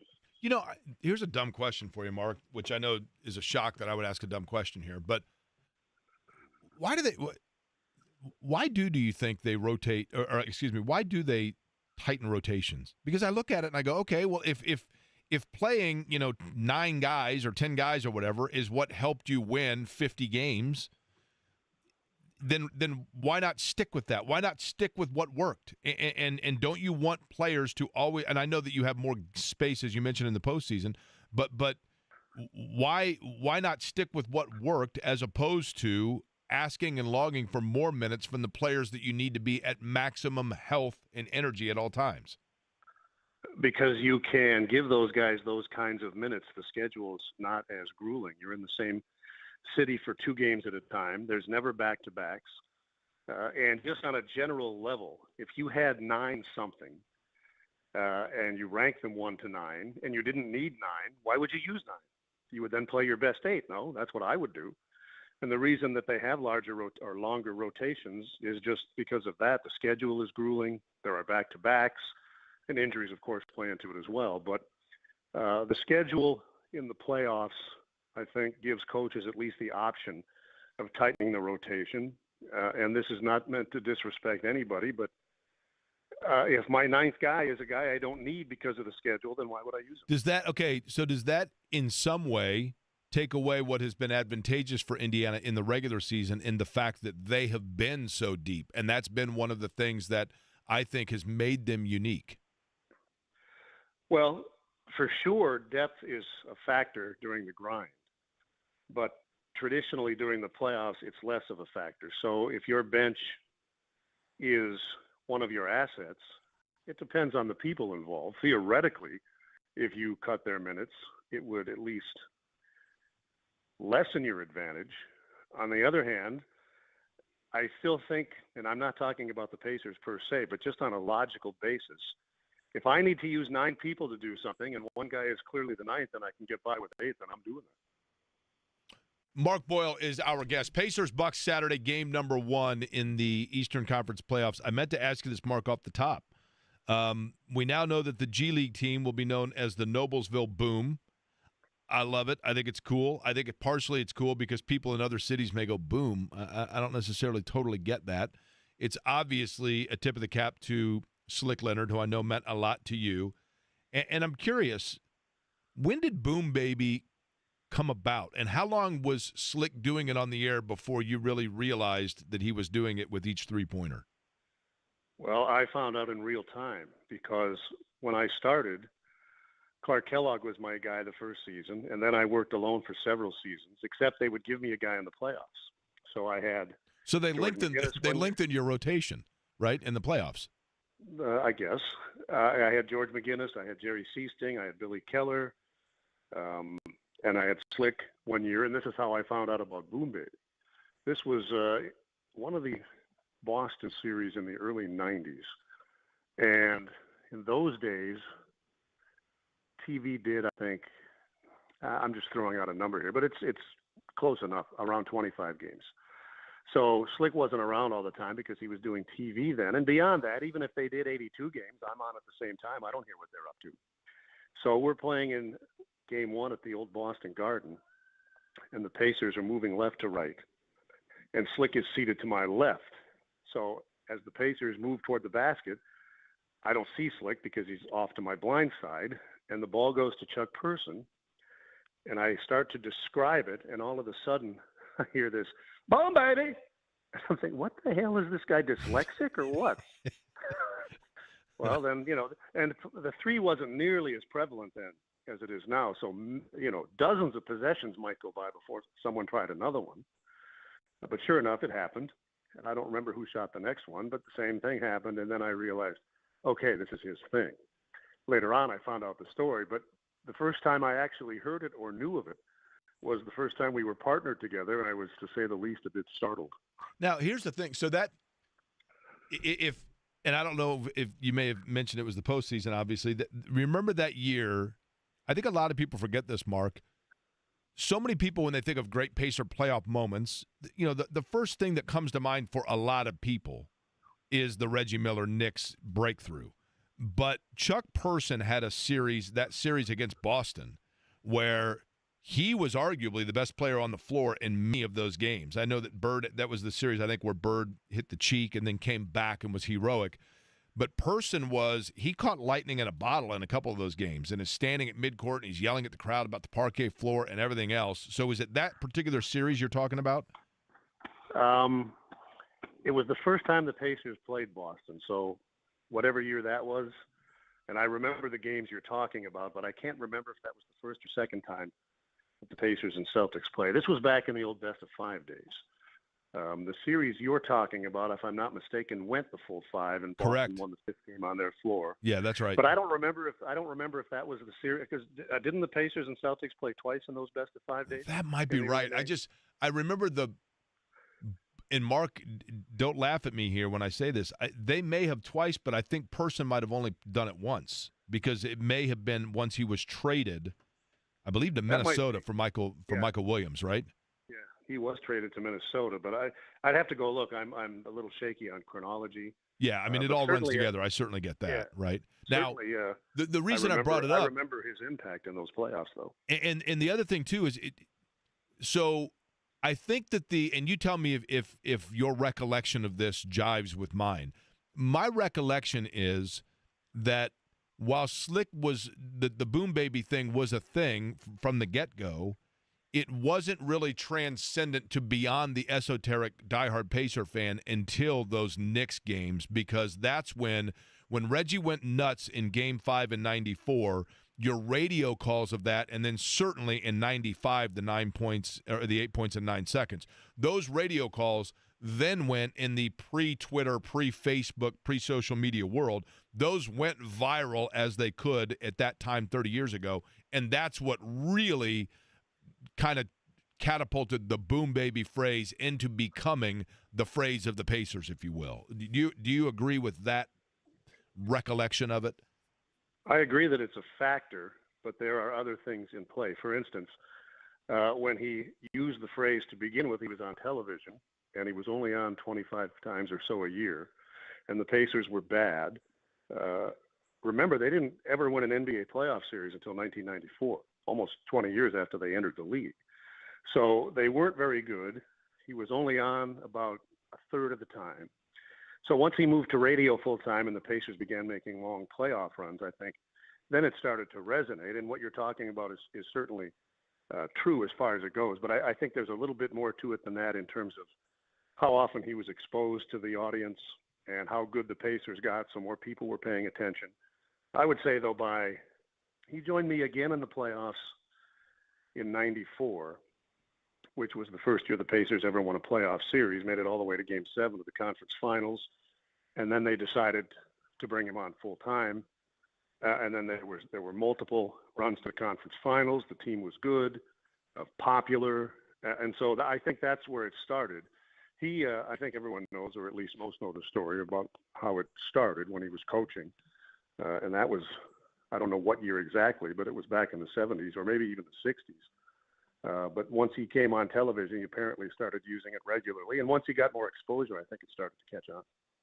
Mark, when you look at the playoffs in general for you, and I think for the city, I've always said part of sports is like chasing this nostalgia. At least it is for me, Mark. Maybe I'm unique. But when I think about the thing I love about the playoffs is, it reminds me of great moments of being, there's nothing quite like when the weather finally breaks in Indianapolis and everybody's eating downtown in the arena and, before the game and people are excited about it, whatever else. It gives me like this juice heading into the month of May, all of it, right? I want to know from your perspective, you've been through this a lot. You've done it for a long time. This means what for you when you transition from regular to postseason? Good question. Never really given it much thought. Certainly the games are more intense, but we try to approach the broadcast the same way, so there's not much difference there. The games are more important, so if you're out and about when there's a day off at the grocery store, it's more likely that someone's going to come up and want to talk about it. So those kind of things come into play in the postseason, but the actual preparation of the broadcast themselves, at least the way we do it, are the same. You look at the year over the course of the season, if you were to let's say you broke the season into quarters. The NFL, they're big on this. Every NFL team, Mark, you go into the locker room, they've got it broken down, and they all think that they're the only franchise that does it this way. Well, we break it into, we're in quarter number 3 of the year, But if you were to do that for the Pacers season, what portion of the season have you felt like Indiana has been playing with the best cohesiveness? Well, they started 10 and 15, and then they started to pick it up.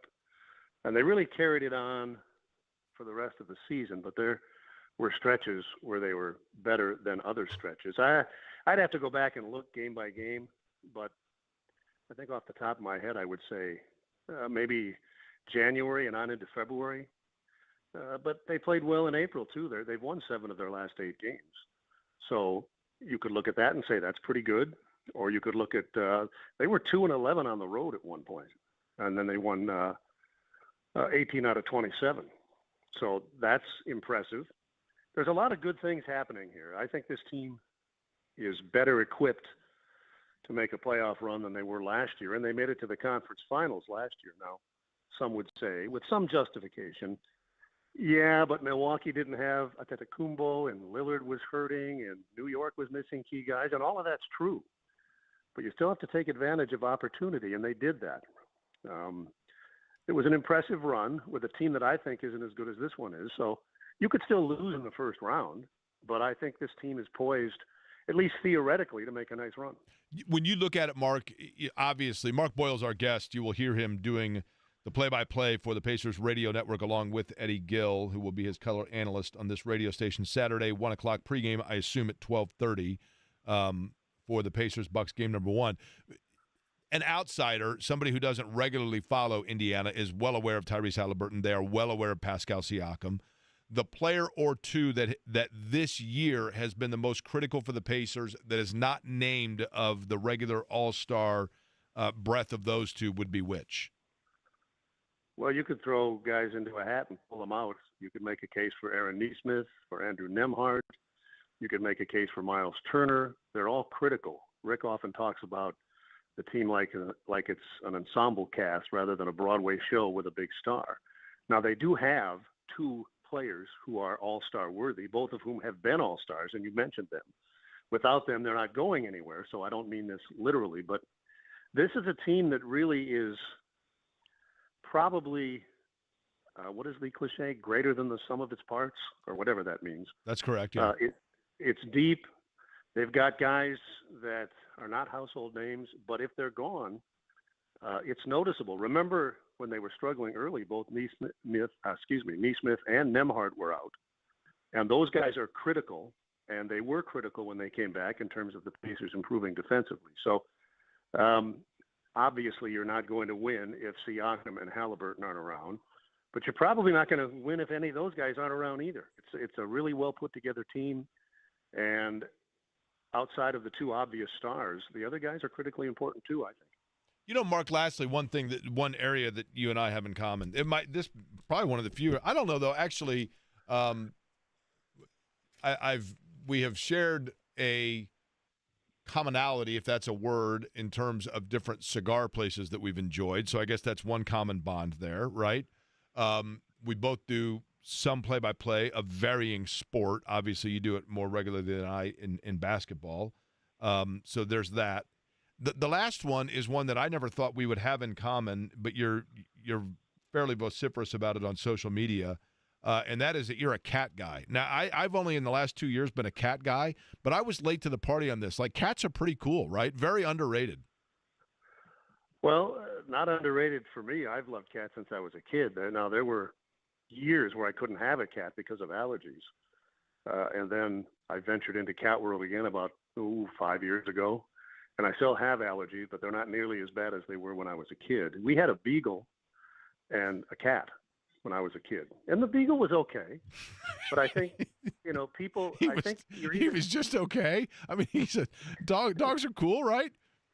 Dogs, this has been pointed out to me, and I think there's an element of truth to it. It's been suggested to me that I prefer cats over dogs because I'm more like a cat. Cats are very discriminating. You have to earn their respect. You have to earn their trust. Dogs just come running to anyone. Plus, dogs are so high maintenance. Now, I would venture to guess, that if you had to say to a person who owns a pet, are you a cat person or a dog person? I'm fairly confident there are more dog people than cat people. I would agree with that. I just like cats better for a variety of reasons. You have to earn their trust and respect. I'm not a dog guy. I had a beagle when I was a kid, so I'm not an expert. But my impression is if a dog loves one person, they love all people. A cat might love me and hate you if you came over to my house. You got to earn it. That's true. Plus, they're much lower maintenance, and I like that also. When I go on the road, I have a lady that comes and spends some time with my cat, but I only have her come every other day because as long as they have food and water, not only do they not need you, I suspect they prefer it when you're not around. So there's a lot of differences between cats and dogs. I've always just been a cat guy, though. Well, no, does your cat, when you have been away on a road trip and then you come back, is it very clear that the cat missed you, and are they like overly affectionate upon your return? Well, see, this is the nuance with cats that I suspect doesn't exist with dogs. When we get back from a road trip, it's generally 1 a.m. or later. So when I pull into the driveway and the cat hears the garage door open, after I get out of the car, the door at the back of the garage opens into a little entryway that goes into my house. And she's always sitting there waiting for me. But then as soon as she acknowledges that we've connected, she hides for an hour or so. So she's glad to see me, but she wants to make it clear that what I did was not acceptable and thus there's punishment involved. That's pretty on par. Although mine, it's not an hour. It's like 5 minutes, and then it's like glad to be home, whatever else. I mean, I'm telling you, like a cat. You are correct. Once a cat makes it known though that they like you, it's pretty clear they like you, and then it's hard. Yeah. It's impossible not to like them back. For me, but like maybe dog people don't like cats. I'm a cat person. I won't go so far as to say I don't like dogs, but I would never have one. Do you find actually that maybe, Mark, it might be that you yourself have the personality of a cat? Yeah, possibly. Takes you a long time to trust somebody. Takes you even longer to embrace them. That kind of thing. Now, I don't know that you hide from people necessarily, right? It depends how you define hide. I don't consciously, if I'm sitting out on my front porch and I see a neighbor come walking down the street, I don't run inside. So no, not to that degree. But if I don't see people for several days at a time, I'm good with that. Now, lastly, what was the beagle's name? Barney. That's cool. Yeah, that's cool. As I recall, I had a younger brother. He was about a year and a half younger than me, and then I had a sister that was 6 years younger. I think my parents let my brother name the dog. I'm not 100% certain of that, but I know I didn't name it. I just know his name was Barney. Game 1 Saturday, 1 o'clock, Pacers and Bucks.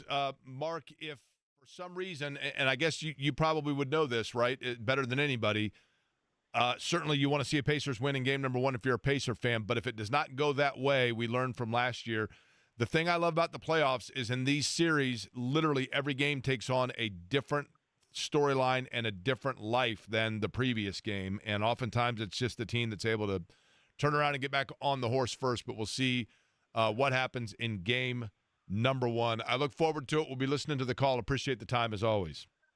Anytime. Thanks for having me.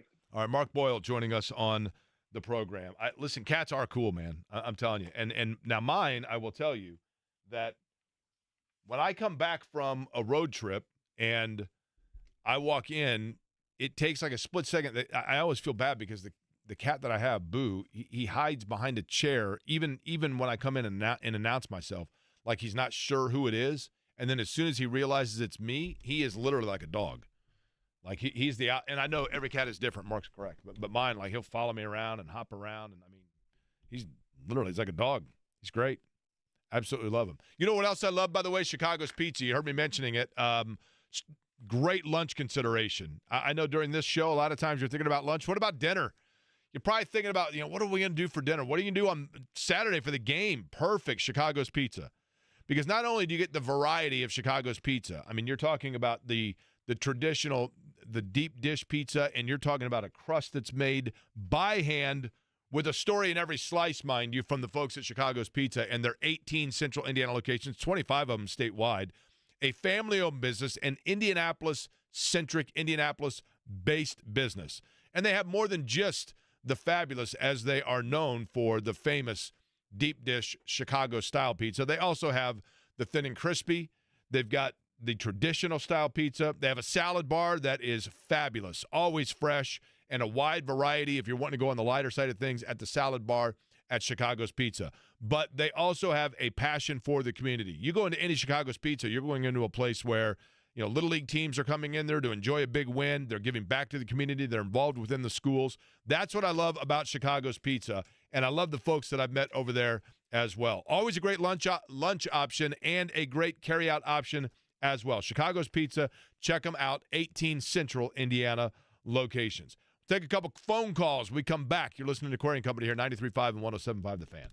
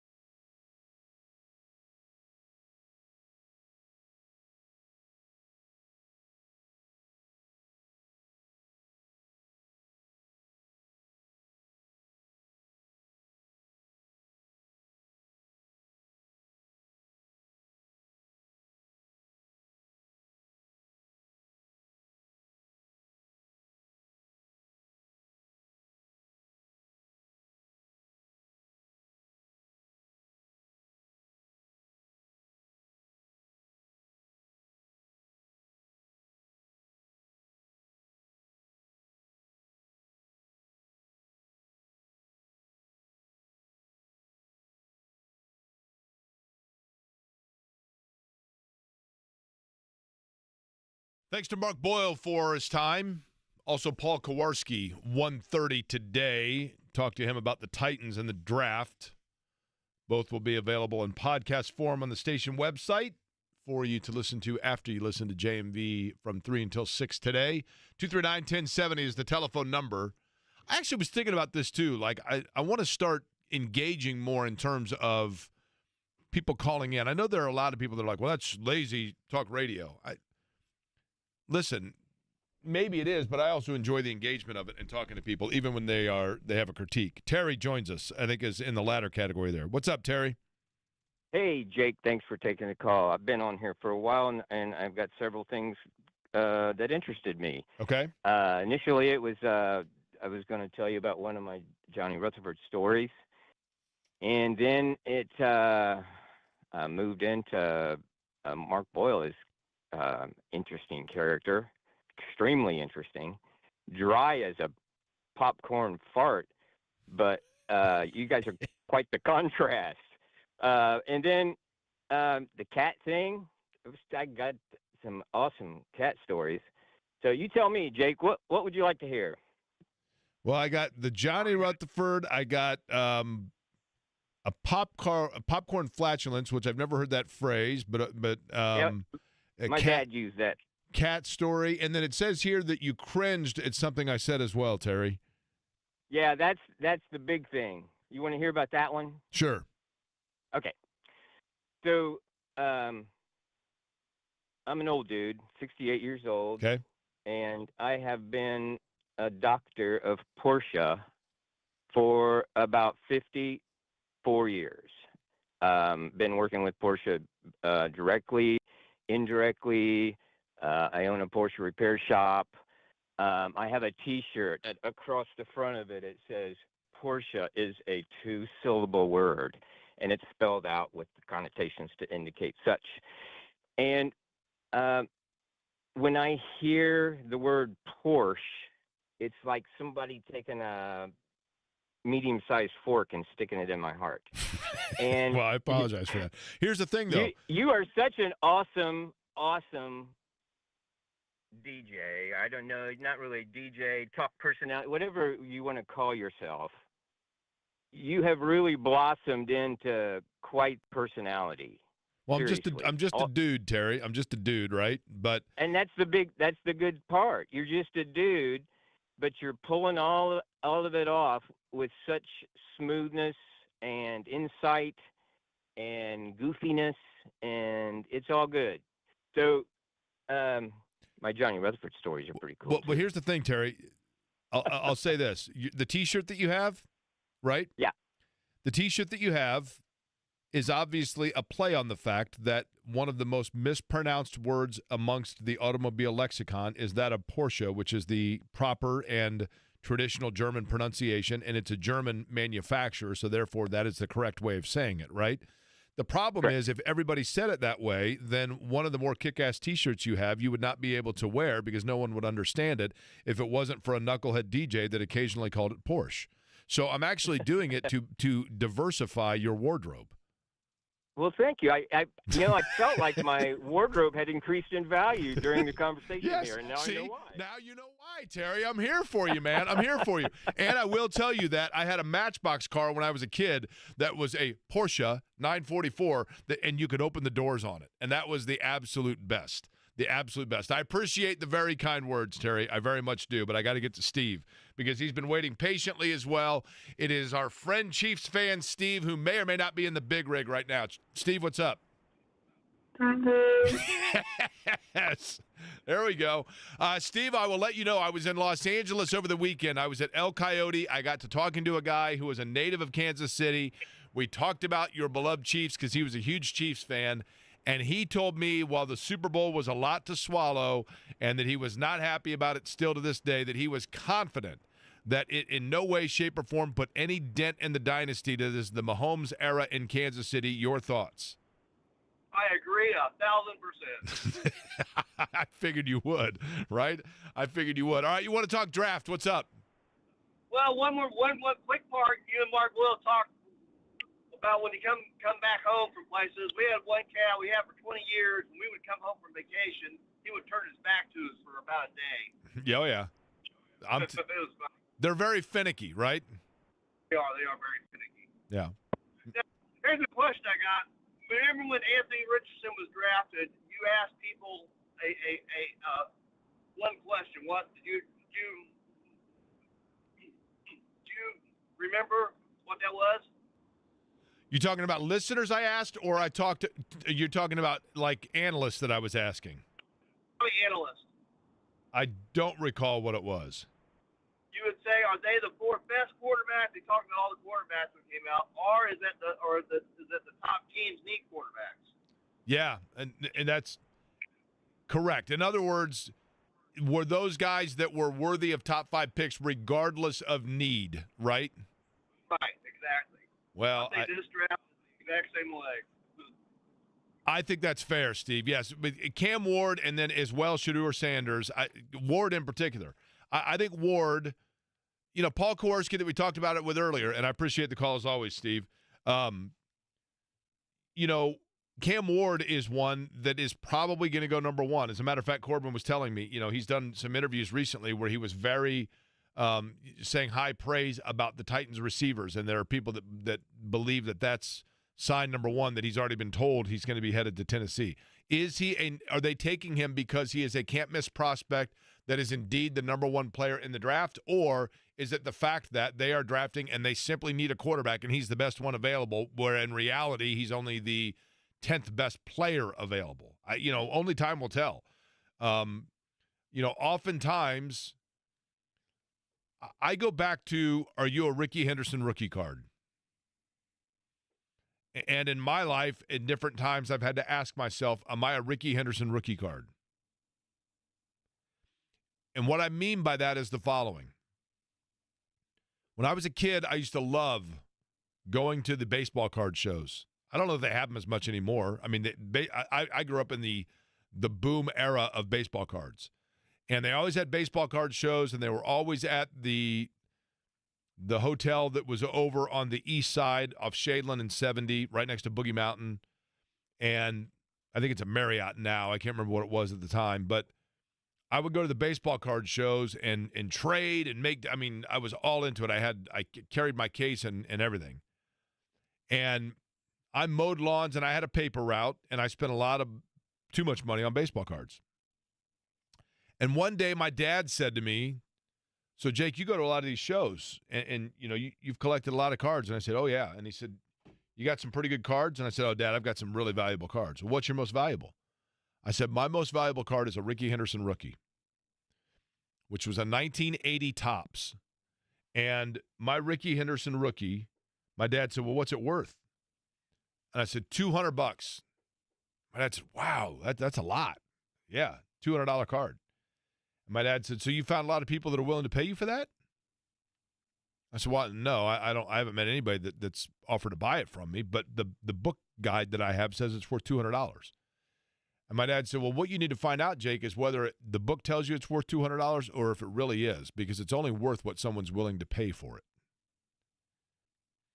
And I think that in times in sports, sometimes in particular in the draft, to Steve's point, is Cam Ward worth a number 1 overall selection in the draft? Well, the answer here is he's not a Ricky Henderson rookie card, because it would appear as though there is a value that someone is willing to pay for that. And if what they're willing to pay for Cam Ward is the number 1 selection in the draft, then that's his value. Whereas you can tell me that a wide receiver out of Miami his value is the number 1 overall pick, but if he gets drafted 35th, he's a Ricky Henderson rookie. Somebody tells you it's a high value, but it's not if nobody's willing to pay that. A little bit of news from Purdue today and Indiana as well. We'll let you know about that before we hand it off to John in just a couple of minutes here. Query and Company on a Wednesday edition on The Fan.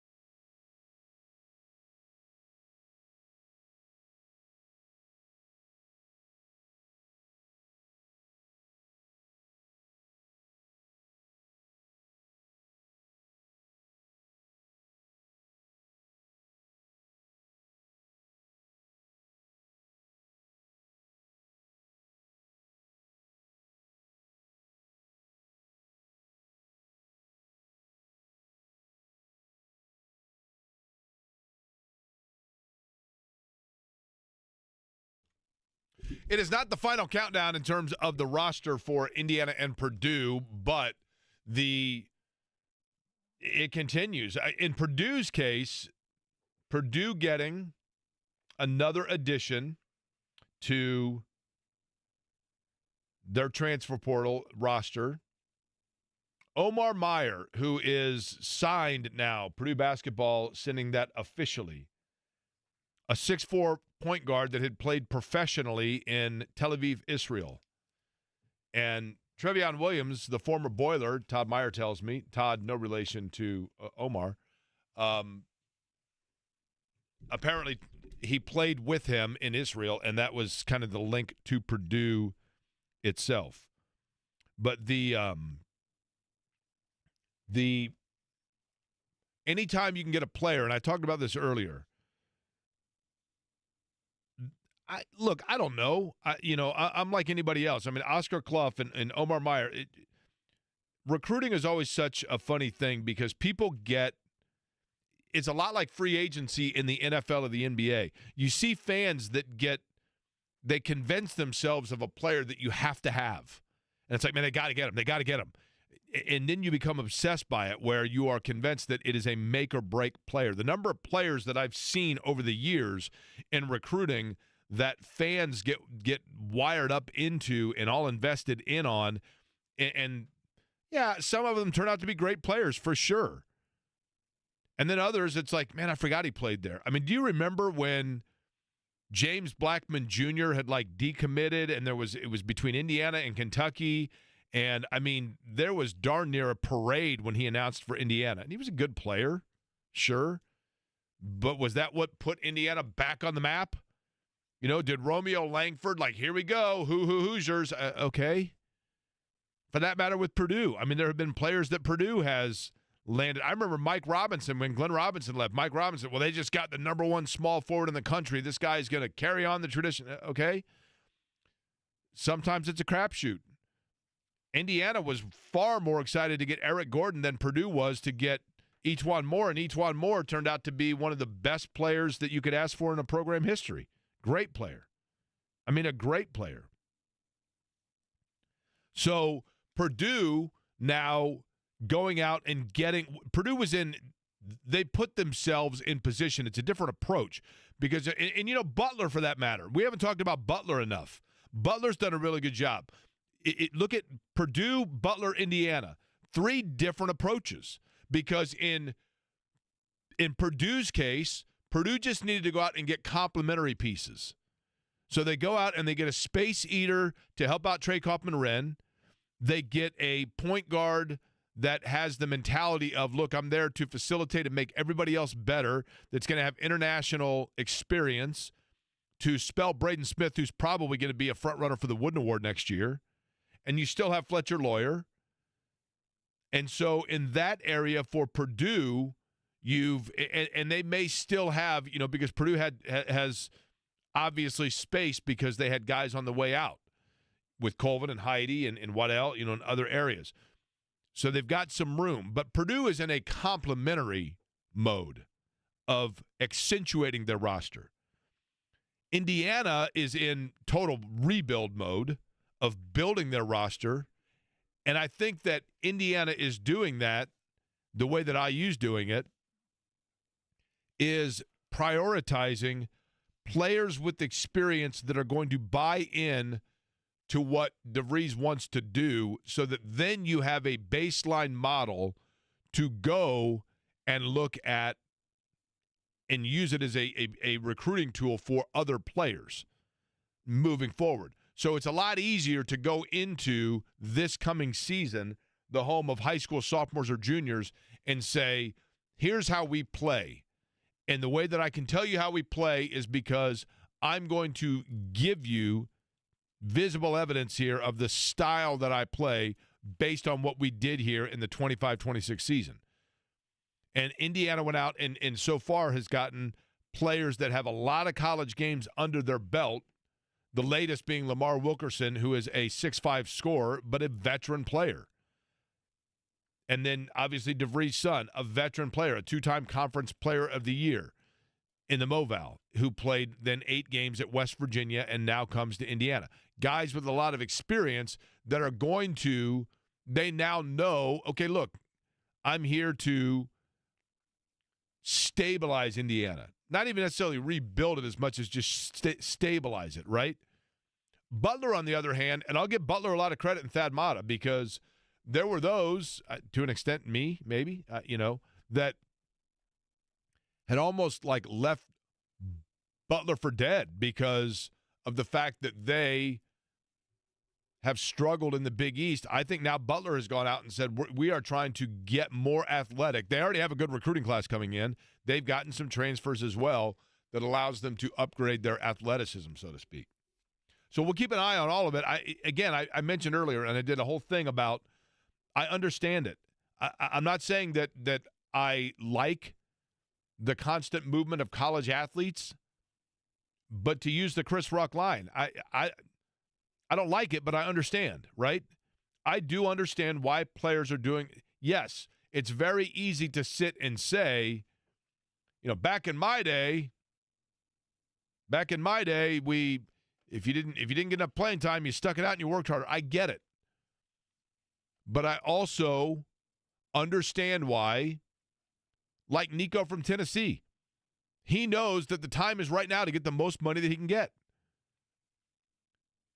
And so, yeah, he played a hard life. And I like what Tennessee did. I like Tennessee saying, you know what, we're going to say, no, enough is enough. We're not going to give you $4 million. Now, if there is a school out there that's willing to give him $4 million, then I understand why he's going to go get it, because the time is now to cash in before this all becomes regulated. And he's got to do what's best for him. Now, and I think he's a Southern California guy, if I'm not mistaken, but it looks like UCLA is now the front runner to land him. If they're willing to give him $4 million, then good for him. I will tell you. I was just in Pasadena. It's unbelievable. I can't imagine, and I know the UCLA's in Bel Air. It's in Beverly Hills. You exit the UCLA campus, which is the most perfectly manicured lawns of all time. You exit the campus, you drive down a hill, and literally across the street is the Beverly Hills Rolls-Royce dealership. And yes, it's not advantageous as a football player to have your home games be in a stadium that's on the other side of town, but you're playing in the Rose Bowl in Pasadena. I mean, the weather's perfect. Pasadena's beautiful. I understand it. But we'll talk again even tomorrow. I don't think Purdue's done yet. We might get Brian Newbert on the show and give us up to date, because he's on the tilt-a-whirl of keeping track of all of it. I don't know how he is. He's probably taking Dramamine, because it's a constant twirl around and a constant ride, right? JMV is at Carroll Stadium, by the way. Indy 11 in action. Be a good night for it. Little chilly out, but, yesterday, like I mentioned, being at the softball game, and again, when I was doing the introductions for North Central and Warren Central High School, I want to again repeat, I was so nervous doing the PA and I'm being totally serious, and announcing the starting lineups for the teams, that I skipped over one player. So if you live on the east side, if you know anybody at Warren Central, please let them know that freshman Kennedy Nicholson earned her right to be introduced as a starter, and I erred in skipping over it, and I totally apologize. So Kennedy Nicholson, starter, Warren Central softball. JMV with the Indy 11 up next. We're back with you at noon tomorrow. We thank you for listening to Aquarian Company.